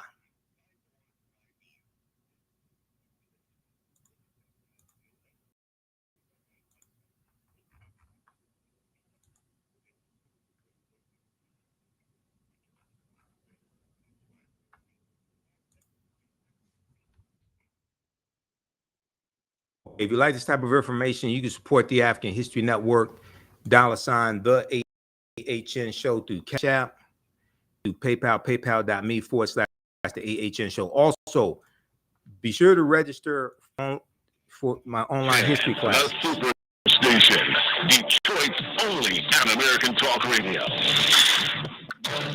Great programming. It is what you want. 9:10 a.m. is what you need. I'm your host, Brother Michael Imhotep. On the African History Network show, we focus on educating behind and inspiring people of African descent throughout the diaspora and around the world. A lot of people don't know what I'm talking about. Then you have the areas of expertise. But some people need to learn how to stay in their own lane. If you don't know, just say you don't know. So we have a lot to talk about. So we're going to jump right into this. Catch it all right here on 9:10 a.m. Superstation. Views and opinions expressed on any program are those of the producers and or the persons appearing on the program, and do not necessarily reflect the views and opinions of 910 AM Superstation or Adele Media.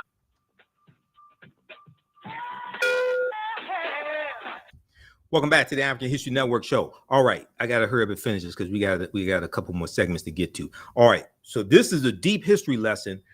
Politics is the legal distribution of scarce wealth, power, and resources, and the writing of laws, statutes, ordinances, amendments, and treaties, their adoption, interpretation, and enforcement. Okay? Politics influences every aspect of our life, from the water we drink to the food we eat to the air we breathe. All right, now, right before the break, I was talking about how, as a result of Shelby County versus Holder, U.S. Supreme Court case of 2013, which weakened Section 4 of the Voting Rights Act, which dealt with pre-clearance, there were 868 fewer polling places in the 2016 presidential election. How many people knew this? I've done lectures while I dealt with this. We talked about this here numerous times on the African History Network show. There was an article from the Nation Dr. Berman that's been taken down. I don't know why. Maybe it's under a different title. But this one right here, this is from Vox.com. Southern states have closed down at least 868 polling places for the 2016 election. The shutdowns follow a Supreme Court decision that limited federal oversight of elections. Now, all this, so we have to connect the dots here. 2012, President Barack Obama gets elected to a second term.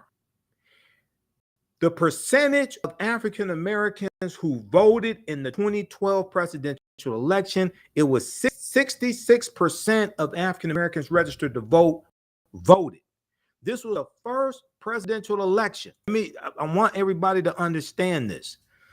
The 2012 presidential election, where Barack Obama's Mitt Romney was the first presidential election in history where the percentage of African Americans registered to vote who actually voted was greater than the percentage of white people who was registered to vote actually voted. 66% of African Americans registered to vote voted in the 2012 presidential election.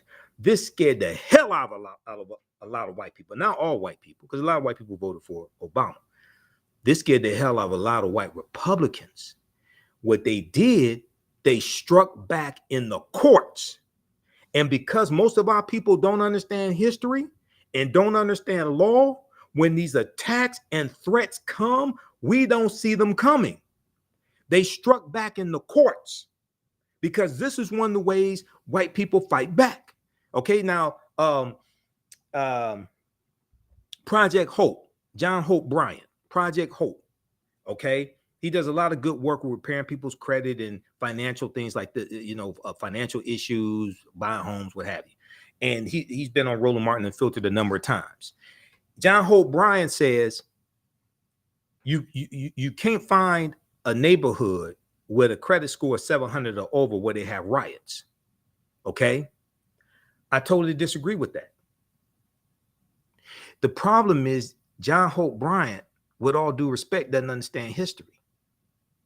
And he's thinking the way white people rebel and riot is the same way African Americans rebel and riot. No, it's not. 1966, Dr. Martin Luther King Jr. said, a riot is the language of the unheard. A riot is the language of the unheard. White people are not unheard. White people fight back in the courts. They fight back in the state legislature. They fight back at the ballot box. Okay, January 6th insurrection, okay, is how historically one of the ways white people used to fight back. But historically, when you look at the race massacres and things like this, they didn't take place in white neighborhoods. They didn't go tear up their neighborhoods. They came into our neighborhoods with this. The Ocoee Massacre, November 2nd, 1920. Colfax Massacre, 1873. Vicksburg Massacre, Mississippi, 1874. Opelousas Massacre, 1868. Wilmington, North Carolina, 1898.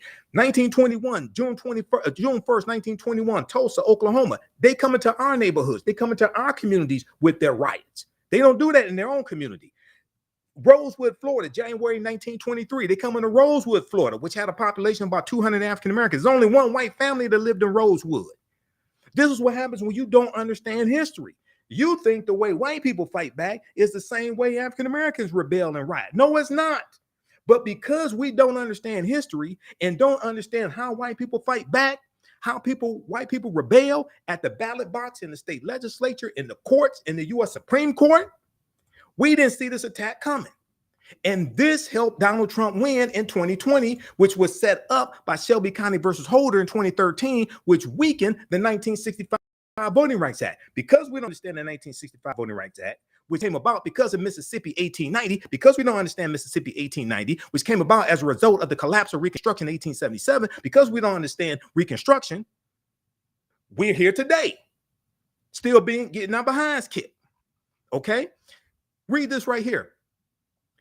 But a new report from the Leadership Conference Education Fund, a civil rights organization, finds other potential effect. Counties previously monitored through the Voting Rights Act of 1965 have closed down at least 868 polling places since the Supreme Court's decision in 2013, 16% a reduction among the counties analyzed in the study. And out of 381 counties in the study, about 43% of them cut back on voting locations. The report only looked at about half of the counties previously covered by the Voting Rights Act due to some limit in the available data. Read the rest of this article. Okay, now 2020 presidential election, there were approximately 1,700 fewer polling places as a result of Shelby County versus Holder, if it keeps on giving the white supremacists. So there was an article, let's see here, which one was that? There's almost 1,700 fewer polling places in the 2020 presidential election. Let's see, which one was it? I can't put my U.S. eliminated. Okay, Vice.com. Let's look at this here very quickly. Go read all these articles. Proper documentation ends all conversation. This is from Vice.com. This is from October 20th, 2020, the month before the 2020 presidential election. All right, look at this here. Let's increase the size of this. Just a second here. Let's pull up this article. All this is connected to history, okay? And a people's history and culture teaches them how to deal with the problems of the past, in the present, and the future to meet the needs of the community. Now, this article is from Vice.com, October 20th, 2020. And it's coming up. And wait for this to load up. Okay. The U.S.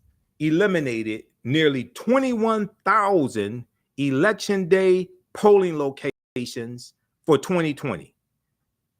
The U.S. eliminated nearly 21,000 election day polling locations for 2020.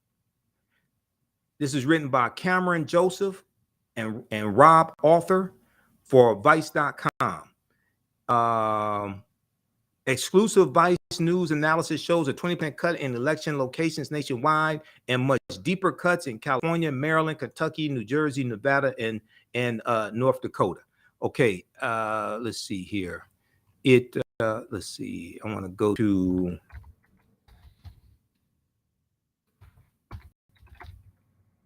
All right. All right, just read that article here. I don't have time to get into it. Just read that article. All right, now,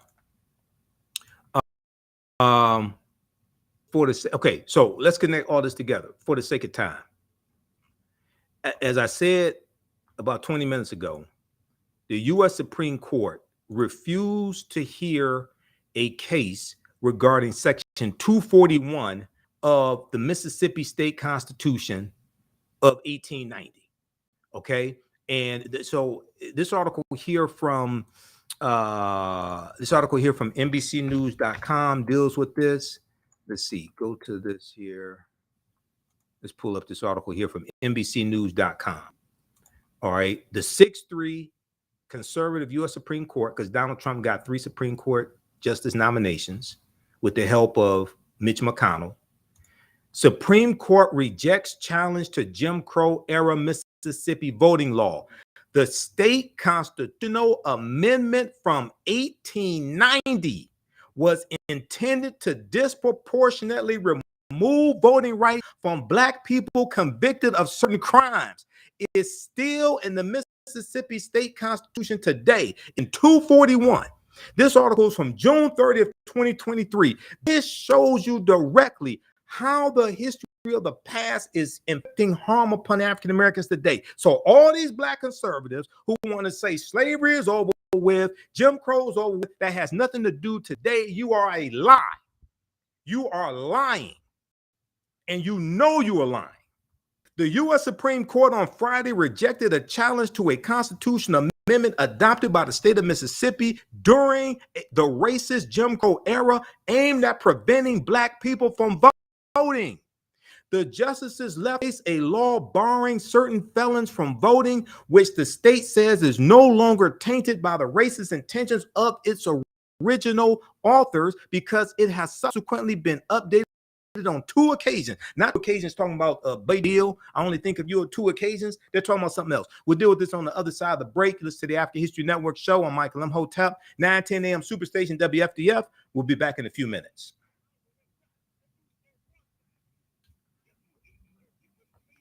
Stand by.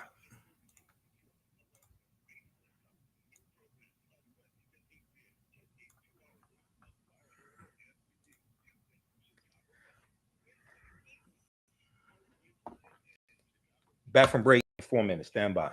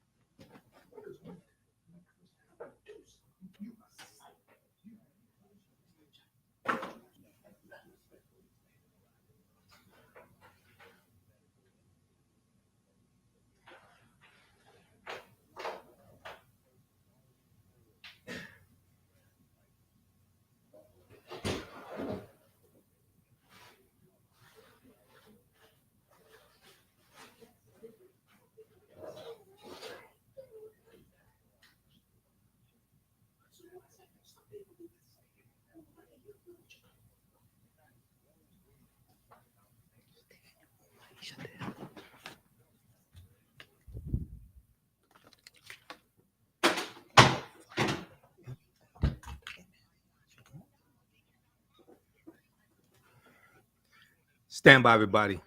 All right. How's everybody doing? Give us a thumbs up. Give us a heart. Give us a like on this broadcast. You can support the African History Network. Who still needs to register for the online history classes that I teach on Saturdays and Sundays? Visit our website, TheAfricanHistoryNetwork.com, TheAfricanHistoryNetwork.com. We'll post the information here. As soon as you register for these classes, you can start watching this content right away.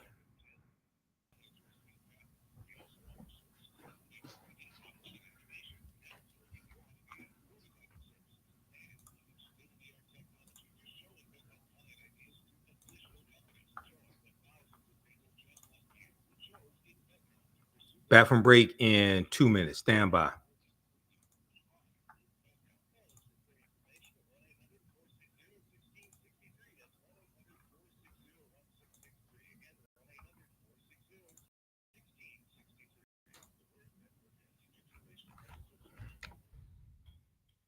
Bathroom break in 2 minutes. Stand by, everybody. I got to get ready for this next segment. Mississippi Jim Crow felony voting law. Man.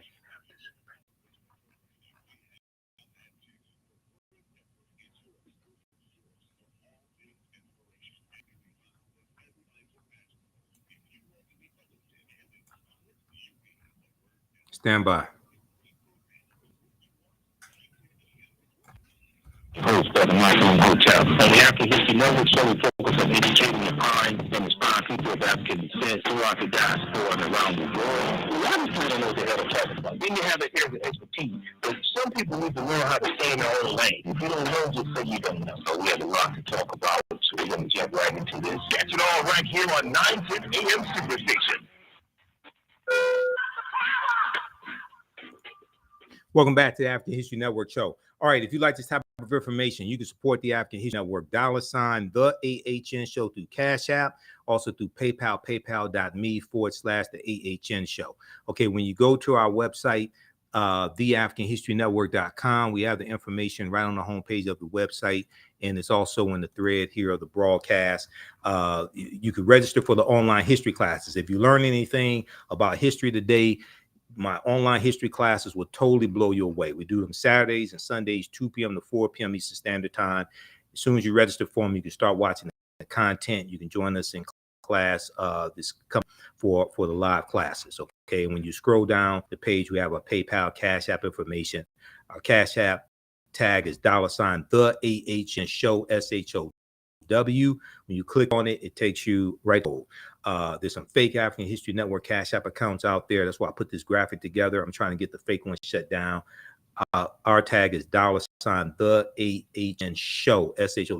When you go to it, it'll say Michael. Make sure my picture. Okay.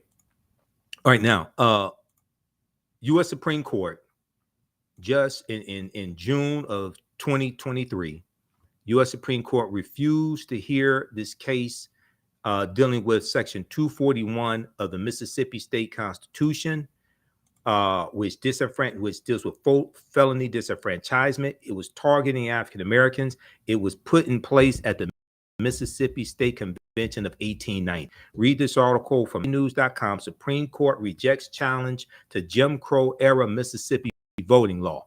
All right, now, this article here that's from NBCnews.com. Now, this article here from the Mississippi Free Press, MississippiFreePress.org, goes even more in depth into it, and it shows the dissenting opinion from Judge Ketanji Brown Jackson. Okay, Mississippi Jim Crow felony voting law will remain after Supreme Court denies appeal. June 30th, 2023, written by Ashton Pittman. Okay, for the Mississippi. Okay, right here. This is what we need to focus in on right here. The U.S. Let me blow this up here. The U.S. Supreme Court Justice Ketanji Brown Jackson recounted the law's history today in a dissent against the court refusal to take the case. Justice Sonia Sotomayor joined her. Judge Ketanji Brown Jackson wrote, the president of the 1890 Mississippi Constitutional Convention said it plain, quote, let tell the truth if it bursts to the bottom of the universe. We came here to exclude the Negro. We came here to exclude the Negro. Nothing short of this will answer. This is the quote that I shared with you. Judge Solomon Saladoon, this is what he said, 1890.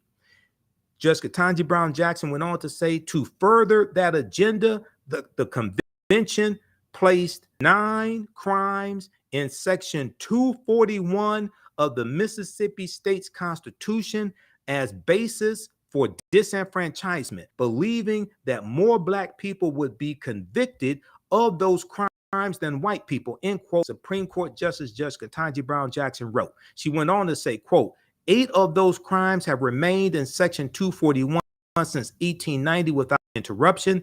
Thus, the convention's avowed goals continue to be realized via chosen mechanism. Today, just as in the convention's aftermath, thousands of Black Mississippians cannot vote due to 241's operation, end quote. Okay, now during the Reconstruction era, newly emancipated. Okay, we don't have time to get through all that. Read the rest of that. They later revised the resolution, changing white rule to intelligent rule. So what it said was that the duty of okay. Read the rest of that. We're out of time here.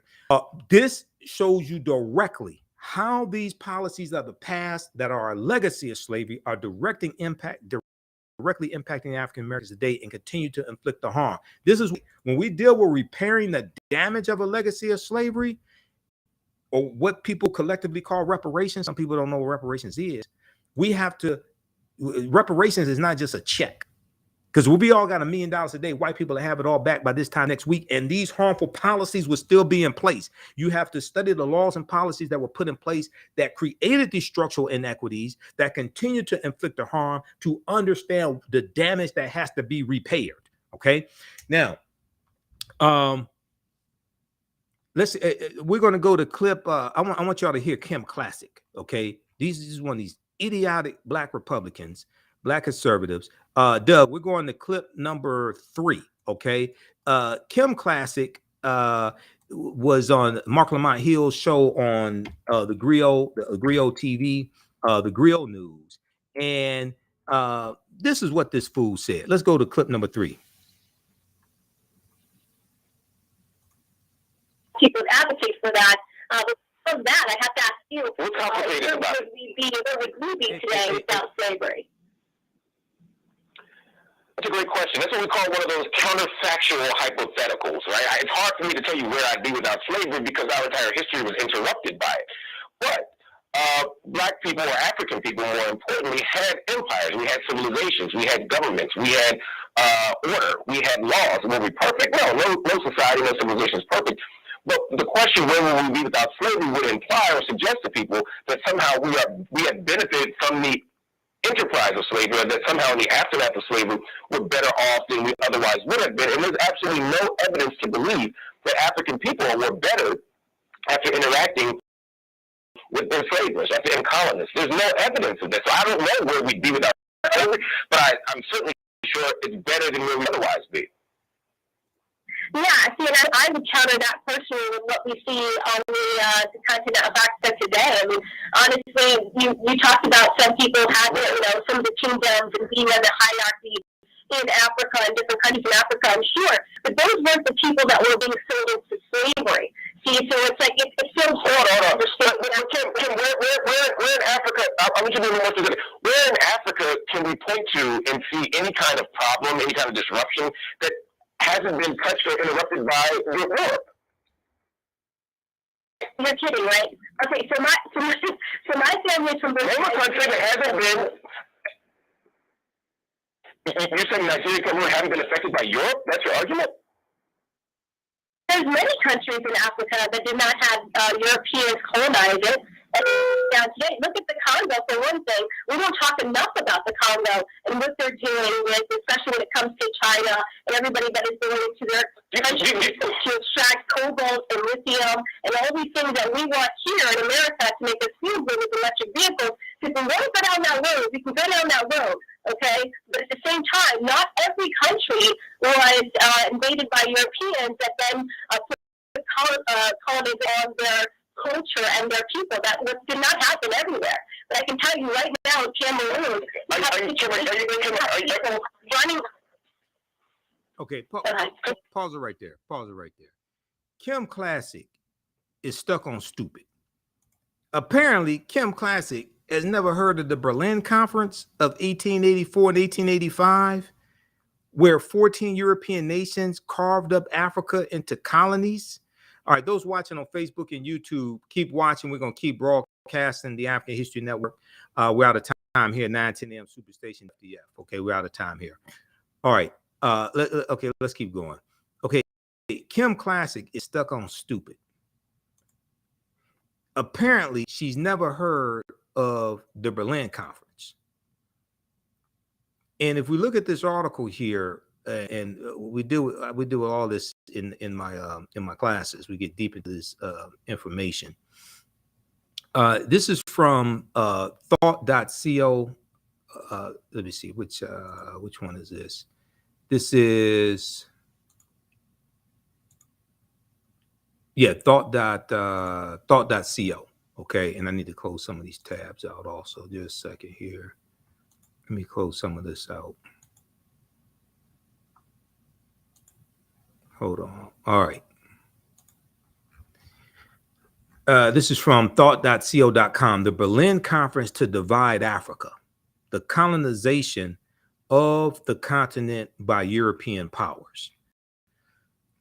You have 14 European nations that met in Berlin, Germany, to carve up Africa in colonies. The Berlin, quote, the Berlin Conference was Africa doing in more ways than one. The colonial powers superimposed their domains on the African continent. By independence returned to Africa in 1950, the realm had acquired a legacy of political fragmentation that could neither be eliminated nor made to operate satisfactorily, end quote. So the purpose of the Berlin Conference, it was at the Portugal. German Chancellor Otto von Bismarck called together major Western powers of the world to negotiate questions and end confusion over the control of Africa. There was only two countries that weren't colonized during this colonial period: Ethiopia, and Italy tried to invade Ethiopia, actually twice, because at the Battle of Adwa, March 1896, the Ethiopians defeat Haile Selassie. Menelik II, Emperor Menelik II, 1896. They defeat the Ethiopians, beat the hell out of the Italians. They defeat the Italians.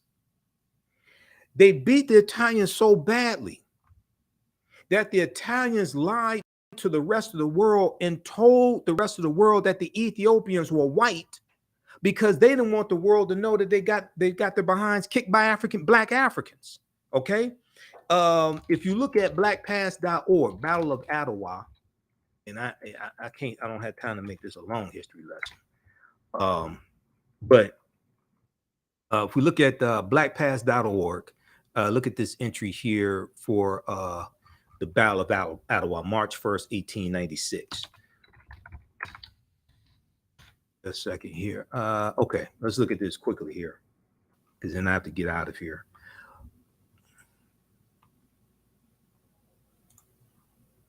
Okay, let's flip over to this. Battle of Adwa. Now you see different spellings. It may be ADWA or ADOWA. Battle of Adwa, 1896. This is from blackpast.org. All right. In March 1896, Ethiopian forces under the leadership of Emperor Menelik II surprised the world by defeating an Italian army sent to Empire.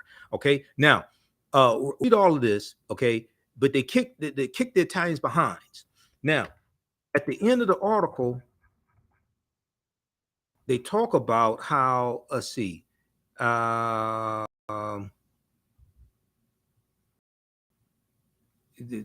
Ethiopian victory secured independence until Italian dictator Benito Mussolini attempted to conquer the nation when he invaded in 1935.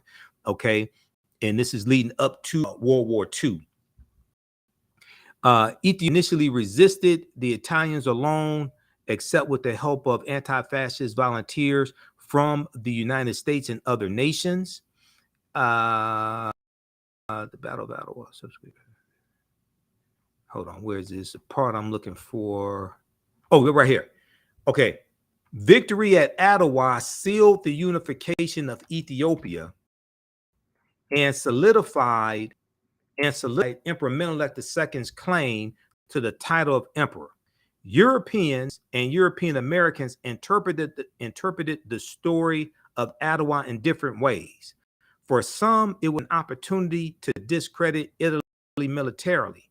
For others, it was important to advance the view that the Ethiopians were not black.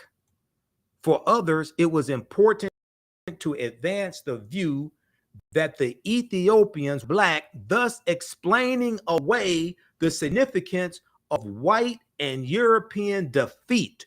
The Italians told the rest of the world that the Ethiopians were not black. They said they were white. They didn't want the rest of the world to know that they got their behinds kicked by these black Africans.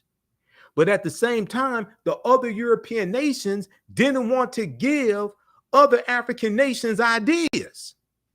Oh, we can overthrow our white oppressors also. So when you have somebody like Kim Klacik, who doesn't understand that there was only two African nations that were not colonized, Ethiopia and Liberia. Liberia was created in 1821, right around 1821, by the American Colonization Society. It was created by the U.S. government.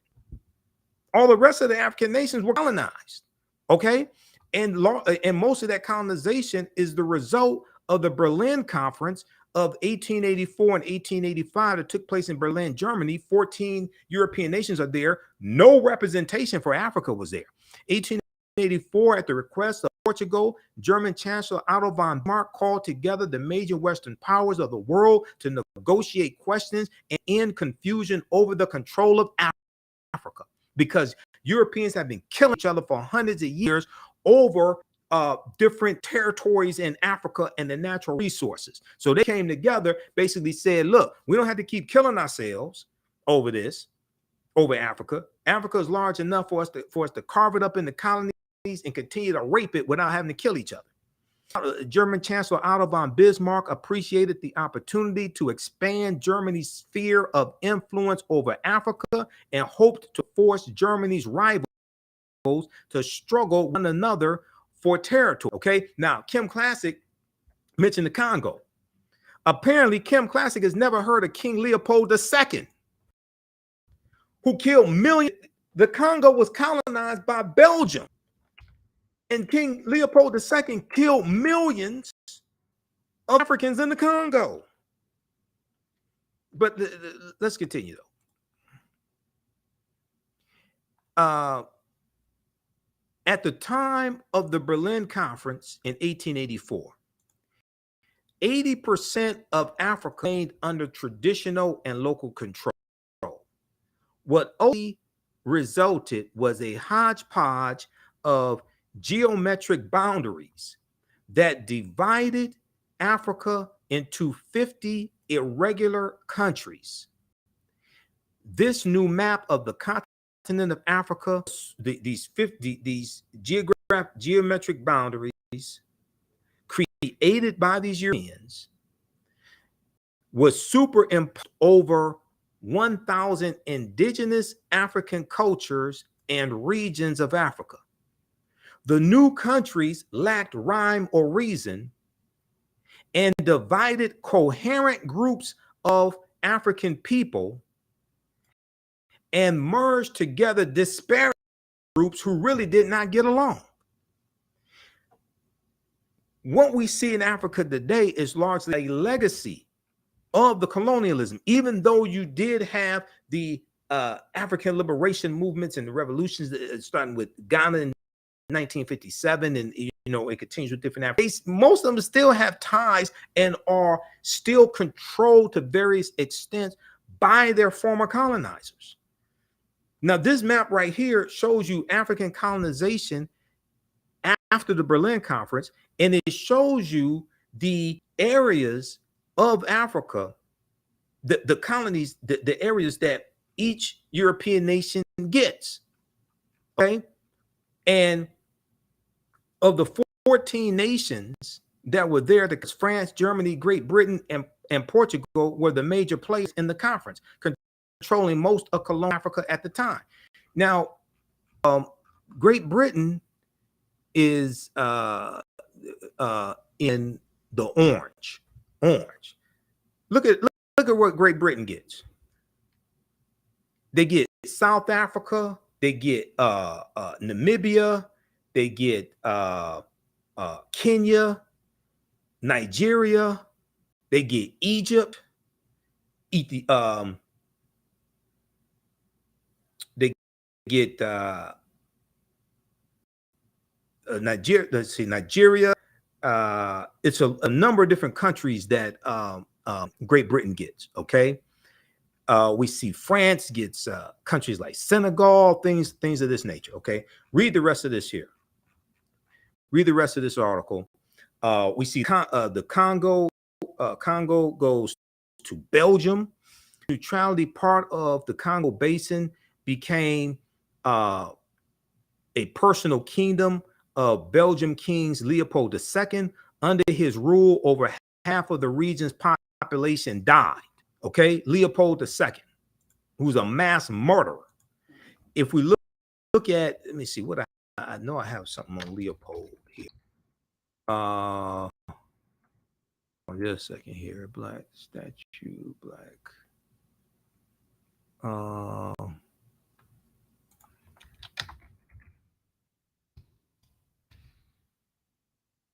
Belgium. Okay.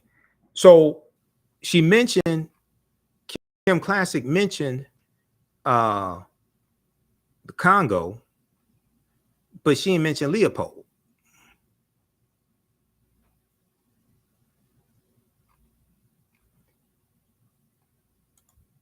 Okay, if we look at this here, and let me see, I just want to find a quick article on him, Leopold.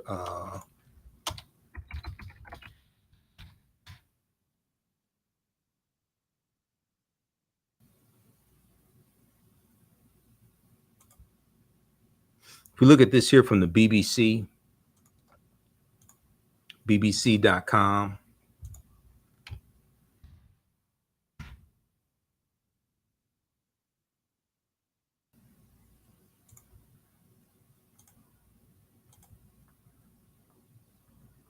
Let's look at this. Where is that? BBC.com, right here. BBC.com. Leopold II, Belgium wakes up to its bloodiest colonial past, June 13th, 2020. Here's a statue of Leopold. Leopold II ruled Belgium from 1865 to 1909. Activists want this statue in Brussels removed due to his brutal regime in Congo Free State.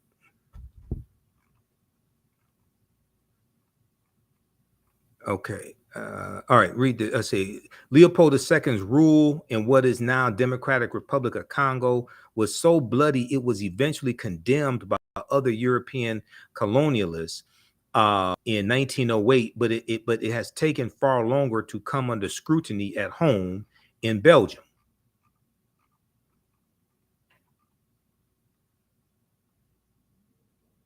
Last week, thousands in the country of 11 million joined solidarity protests about the killing of a U.S. black man named George Floyd in police custody. A renewed global focus on racism is highlighting a violent colonial history that generated riches for Belgians, but death for Congolese. Now, Deborah Kayembe is a Congolese human rights lawyer who has lived in Belgium. She said, everyone is waking up from a sleep. It's a reckoning with the past. Okay, read the rest of this here. This deals with King Leopold II. Colonized Congo. Killed millions of Congolese. All right, now,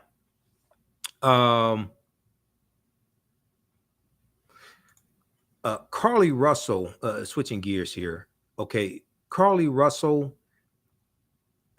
admitted that, through her attorney, admitted that she made up the whole story about being abducted, admitted she lied.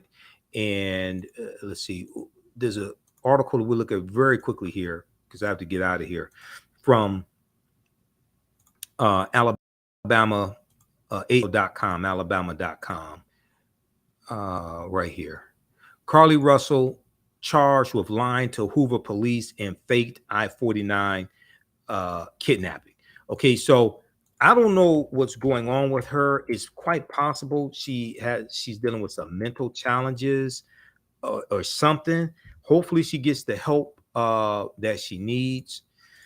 And we discussed this also on Roland Martin Unfiltered. You can watch that video. It's on our Facebook fan page, The African History Network, and our YouTube channel, Michael Imhotep from Roland Martin Unfiltered. But in this article, Carlee Russell charged with kidnapping. Carlee Russell charged with lying, I should say. Let's see. Let's look at this here. Carlee Russell charged with lying to Hoover police and faked I-49 kidnapping. This is from July 28th, 2023. Carlee Russell was booked into the Hoover City Jail and freed on bond Friday afternoon in her staged disappearance. Russell was who just days ago turned 26, is charged with false reporting to law enforcement authorities and falsely reported, according to her attorney.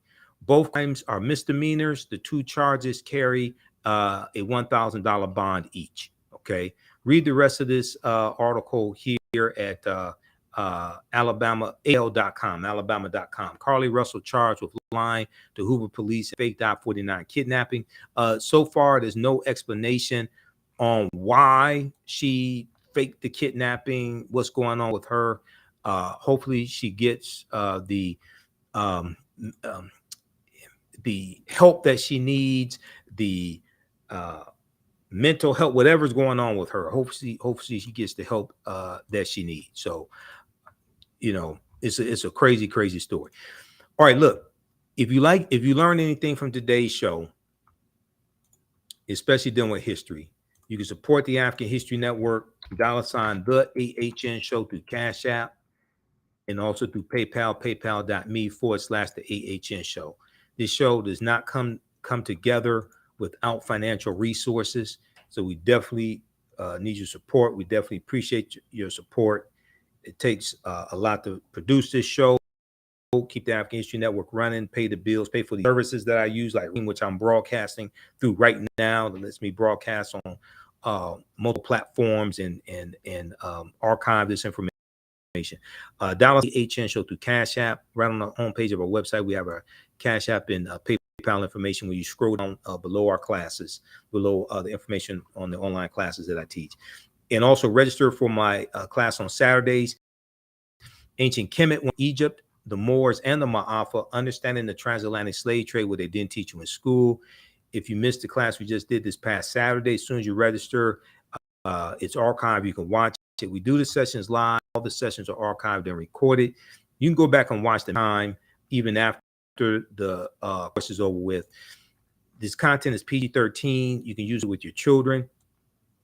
We go through and look at history chronologically, deal with thousands of years of history, what leads up to the transatlantic slave trade taking place. We also deal with the 800-year occupation of Europe by the Africans known as the Moors, who take the teaching from ancient Kemet, ancient Egypt into Europe, and this brings Europe out of the Dark Ages. Okay, so register for that. And we have a bundle pack of my classes. It's above my lectures. It's a 15 lecture bundle pack, and it's in we have it in digital download format. It's on sale $50 for about another day or two. We had a weekend sale, 15 lecture bundle. So when you scroll down the page, you'll see my lectures on DVD and digital download format. African History Awakens the Mind. African History Awakens the African American Mind for Mental Death.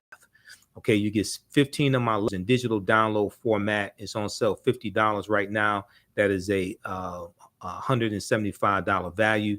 You get my lectures dealing with the film Black Panther.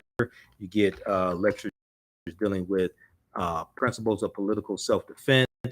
My lectures with Dr. King, the distortion of the legacy of Dr. Martin Luther King Jr., the revolutionary, will not be televised on the television. My lecture dealing with Malcolm X, Black Panther films, Black Panther movies, 13 forms of wealth, keys to entrepreneurship and economic empowerment, ancient Africans in America before Native American Columbus or slavery. You get great African women in history, the mothers of nation. Also, the double lecture I did with Dr. David Imhotep here in Detroit, author of the book First Americans Where Africans Die Evidence. Okay, so that's a 15 lecture bundle download format. So as soon as you order it, you can start watching the content, download the lectures because the links expire after 72 hours. Okay. And that's on sale, $50 right now. Very, very limited time only. All right. Lastly, this article that I forgot to show you. I pulled it up here. This is from the Washington Post. This deals with how this deals with skills that African people had before we even came to America or before we were put into slavery.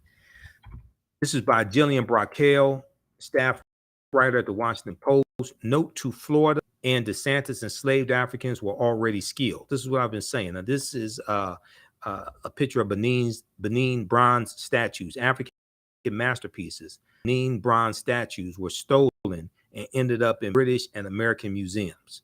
Okay. And we just look here at a section here of the article. Here are simple historical facts.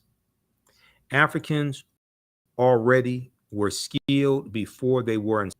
And in many cases, enslavers sought and purchased people coming from specific African societies based on skills common in those societies, this is absolutely true as well.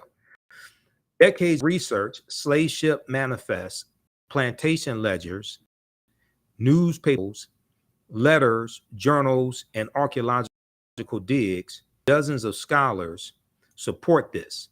Much of it is compiled in the 2022 book, African Founders, How Enslaved People Expanded American Freedom, by Pulitzer Prize winning historian David Hackett Fisher.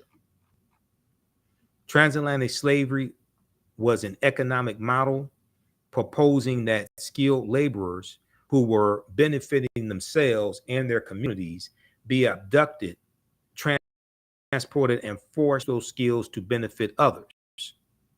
Other skills such as literacy, ministry, and music making were often banned because they did not benefit and even threatened the enslaver.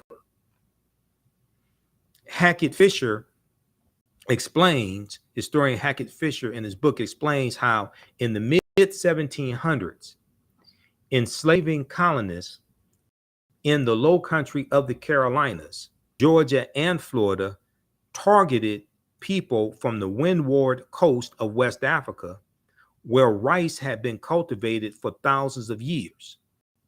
In the low country, enslaved people then complex systems of canals, levees, floodgates, and fields, just as they had in West Africa, providing the region with its first massive cash crop.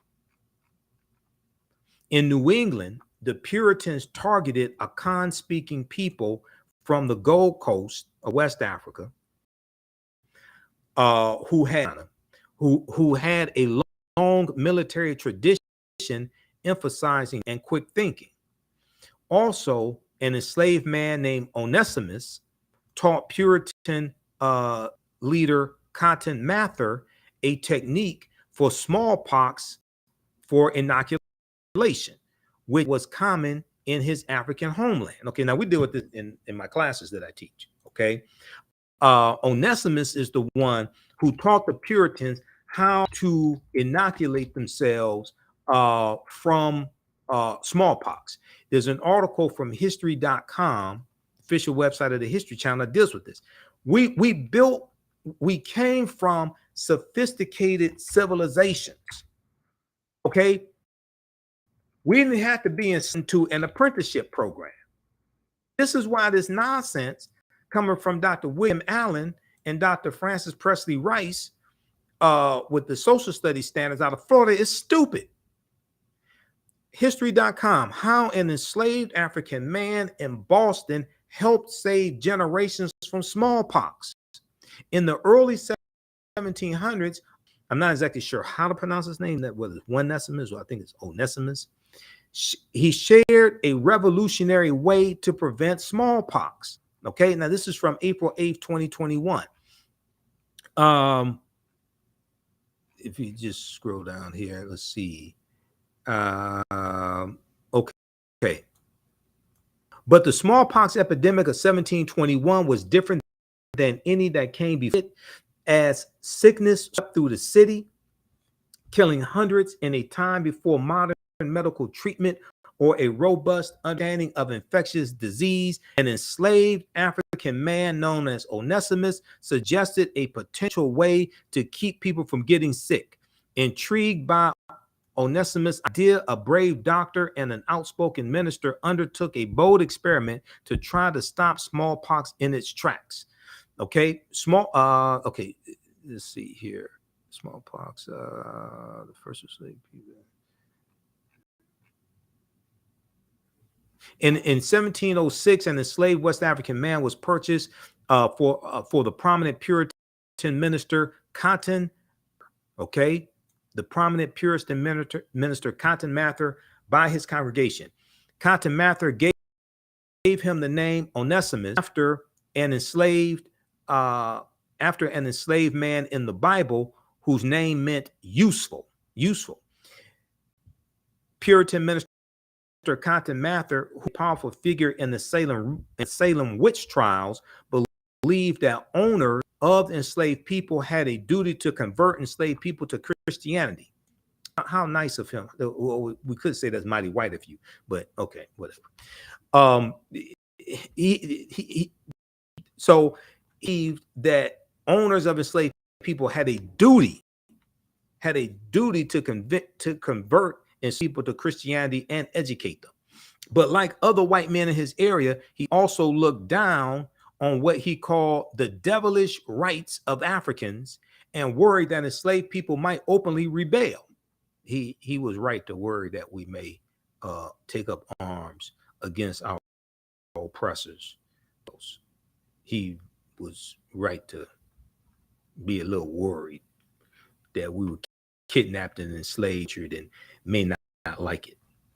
Okay, read the rest of this article here. But this deals with Onesimus and how this African man saved all these white people. How an enslaved African man in Boston helped save generations from smallpox.com, official website of the History Channel. Okay, now let's go back to this from Jillian Brockel very quickly, then I have to get out of here. All right. Chesapeake enslavers wanted people like the Crew people, KRU, specifically for their skill for boat building. Though Europeans were seditionists, slave traders marveled at the superiority and slave traders marveled at the superior stability and speed of West African canoes, some of which they said could hold 100. These boat designs were ideal for fishing, freight, and ferrying up and down the Chesapeake Bay. And later in Texas, enslavers wanted a subset of enslaved people in South Carolina descended from the Felony, because they were already skilled herders, okay, the cattle, okay, herding cattle. The term boy likely originates from this South Carolina group. There's evidence the African tradition of singing herd at night influenced what became cowboy songs, according to Hackett Fisher. Now, the term cowboy, originally the term cowboy was a derogatory term that white men used for African-American cattlemen, cowhands, because white men were called cowhands or cattlemen. African-American men were called cowboys as a derogatory term for them. Okay, as you have the westward migration in this country, especially after slavery ends, westward migration going to the 1870s, things like this, 1870s, 1880s. You have the westward expansion. You have you go to 1849, the gold rush in California, 1849. California becomes a state in the Union in 1850. Okay, so all that period of time. And you have, just like 1879, the Black Exodus of 1879, we have 6,000 African Americans migrating from Louisiana out west to Kansas. This is an example of this. So cowboy was a derogatory term originally used against African Americans, but over time it became a general term. And in a lot of these cowboy movies, historic African American cowboys got depicted as white people. Who would have saw that coming? The term cowboy, back to this article, the term cowboy likely originates from this South Carolina group. Okay. There's evidence the African tradition of singing to a herd at night influenced what became known as cowboy songs to Hackett Fisher. The number of enslavers who decided voluntarily to free and ensure a skilled livelihood for the people they formerly enslaved is extremely small, such that some living descendants of enslaved people freed under these conditions have noted higher wealth and education levels in their families than in others. Okay. As for being a blacksmith, the example that Governor Ron DeSantis cited as a skill to provide personal benefit, Africans all over the continent already knew how to forge iron and other metals with skill before slavery. This is what I was talking about, because we were already blacksmiths. We mastered metallurgy. We took those skills into Europe. These are the skills the African Moors are taking into Europe in 711 and subsequent years. We didn't have to be kidnapped to be put into an apprenticeship program. Quote, that's why masterpieces like the Benin bronzes were later stolen and ended up in British and American museums. Governor Ron DeSantis, who has a history degree from Yale University, who knows better than this BS that he's out here trying to substantiate and defend. Governor Ron DeSantis' office did not immediately respond to a request for comment on criticism and refutations of Florida's new guidelines or the factual basis for his blacksmith statement. But the story of the enslaved metal worker, Philip Reed, who played a major role in casting the bronze, quote, Statue of Freedom, end quote, that stands atop the U.S. Capitol dome, provides a telling example. Okay, Philip Reed was already a skilled plasterer by the time the artist Clark bought him in Charleston in 1889. And over the next 2 decades, Reed learned a ton about and casting monumental bronzes, more than anyone else in the United States, perhaps even including Mills. The federal government even paid Reed more than the white man who worked on the Freedom Statue project. Quote unquote, paid is in quote because 6 days after Reed's wage, 6 days, because 6 days a week, wage went to Mills. On Sundays, Reed was allowed to keep his own wage. Later, when an act of Congress forced Mills to free Reed, Mills demanded the government pay him 3 times as much for Reed as for the other people he enslaved to compensate him for those of Reed's skills. Okay, so the question is asked, so did Reed personally benefit from learning how to cast bronzes? Save for those Sunday wages, it appears not. Patient who went back to plastering, working for himself until his death in 1892. There's record of him ever working again with bronze. Whether he wasn't allowed to or simply didn't want to is unknown. Okay, read the rest of this article here. It's a really good article. This is something I talked about last week on this show last week. And there was some Rolling Martin Unfiltered. There were at least 262 skills, trades, and crafts. The name of this article, Note to Florida and DeSantis, enslaved Africans were already skilled. This is from the Washington Post, okay? There were at least 262 skills, trades, and crafts African people had in this country from 1619 to 1865, all right? A lot of these skills, trades, and crafts we brought with us. So when we look at, if we look at this slide here that I showed you last week, These skills, trades, and crafts come from the book The Other Slaves by James and Ronald Lewis. The book came out in 1970. It's called The Other Slaves, Mechanics, Artisans, and Craftsmen. There were at least 262 skills, trades, and crafts that we had. A lot of these skills we brought with us from Africa. Some we learned here in this country. And these are skills, trades, and crafts that we used to build this country. All right. Okay. So look, we have to get out of here. Hopefully you learned a lot on today's show.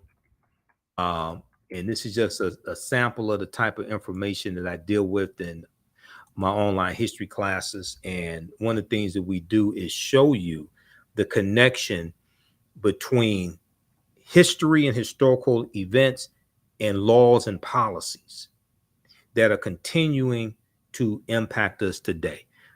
People's history and culture teaches them how to deal with the problems of the past, in the present, and the future to meet the needs of the community. And what you do for yourself, what you do to yourself, and what you allow other people to do to you and get away with is based upon what you think about yourself. What you think about yourself is based upon what you have been taught about yourself. What you've been taught about yourself is based upon everything you've read, heard, and seen about yourself. And the reason why African history and culture is so important, as two of my teachers, Dr. Leonard Jeffries and Professor James Small, correctly teach us, African history and culture gives us our VIPs. It gives us our values, our interests, our principles. And this gives us our foundation, this gives us a cultural paradigm to see reality through. Our values, our interests, and our principles. African history and culture gives us our self-esteem, our self-development, our self-worth. This impacts our economic empowerment and how we engage in economics, like the cooperative system of cooperative economics, which are principles we brought with us from Africa as well.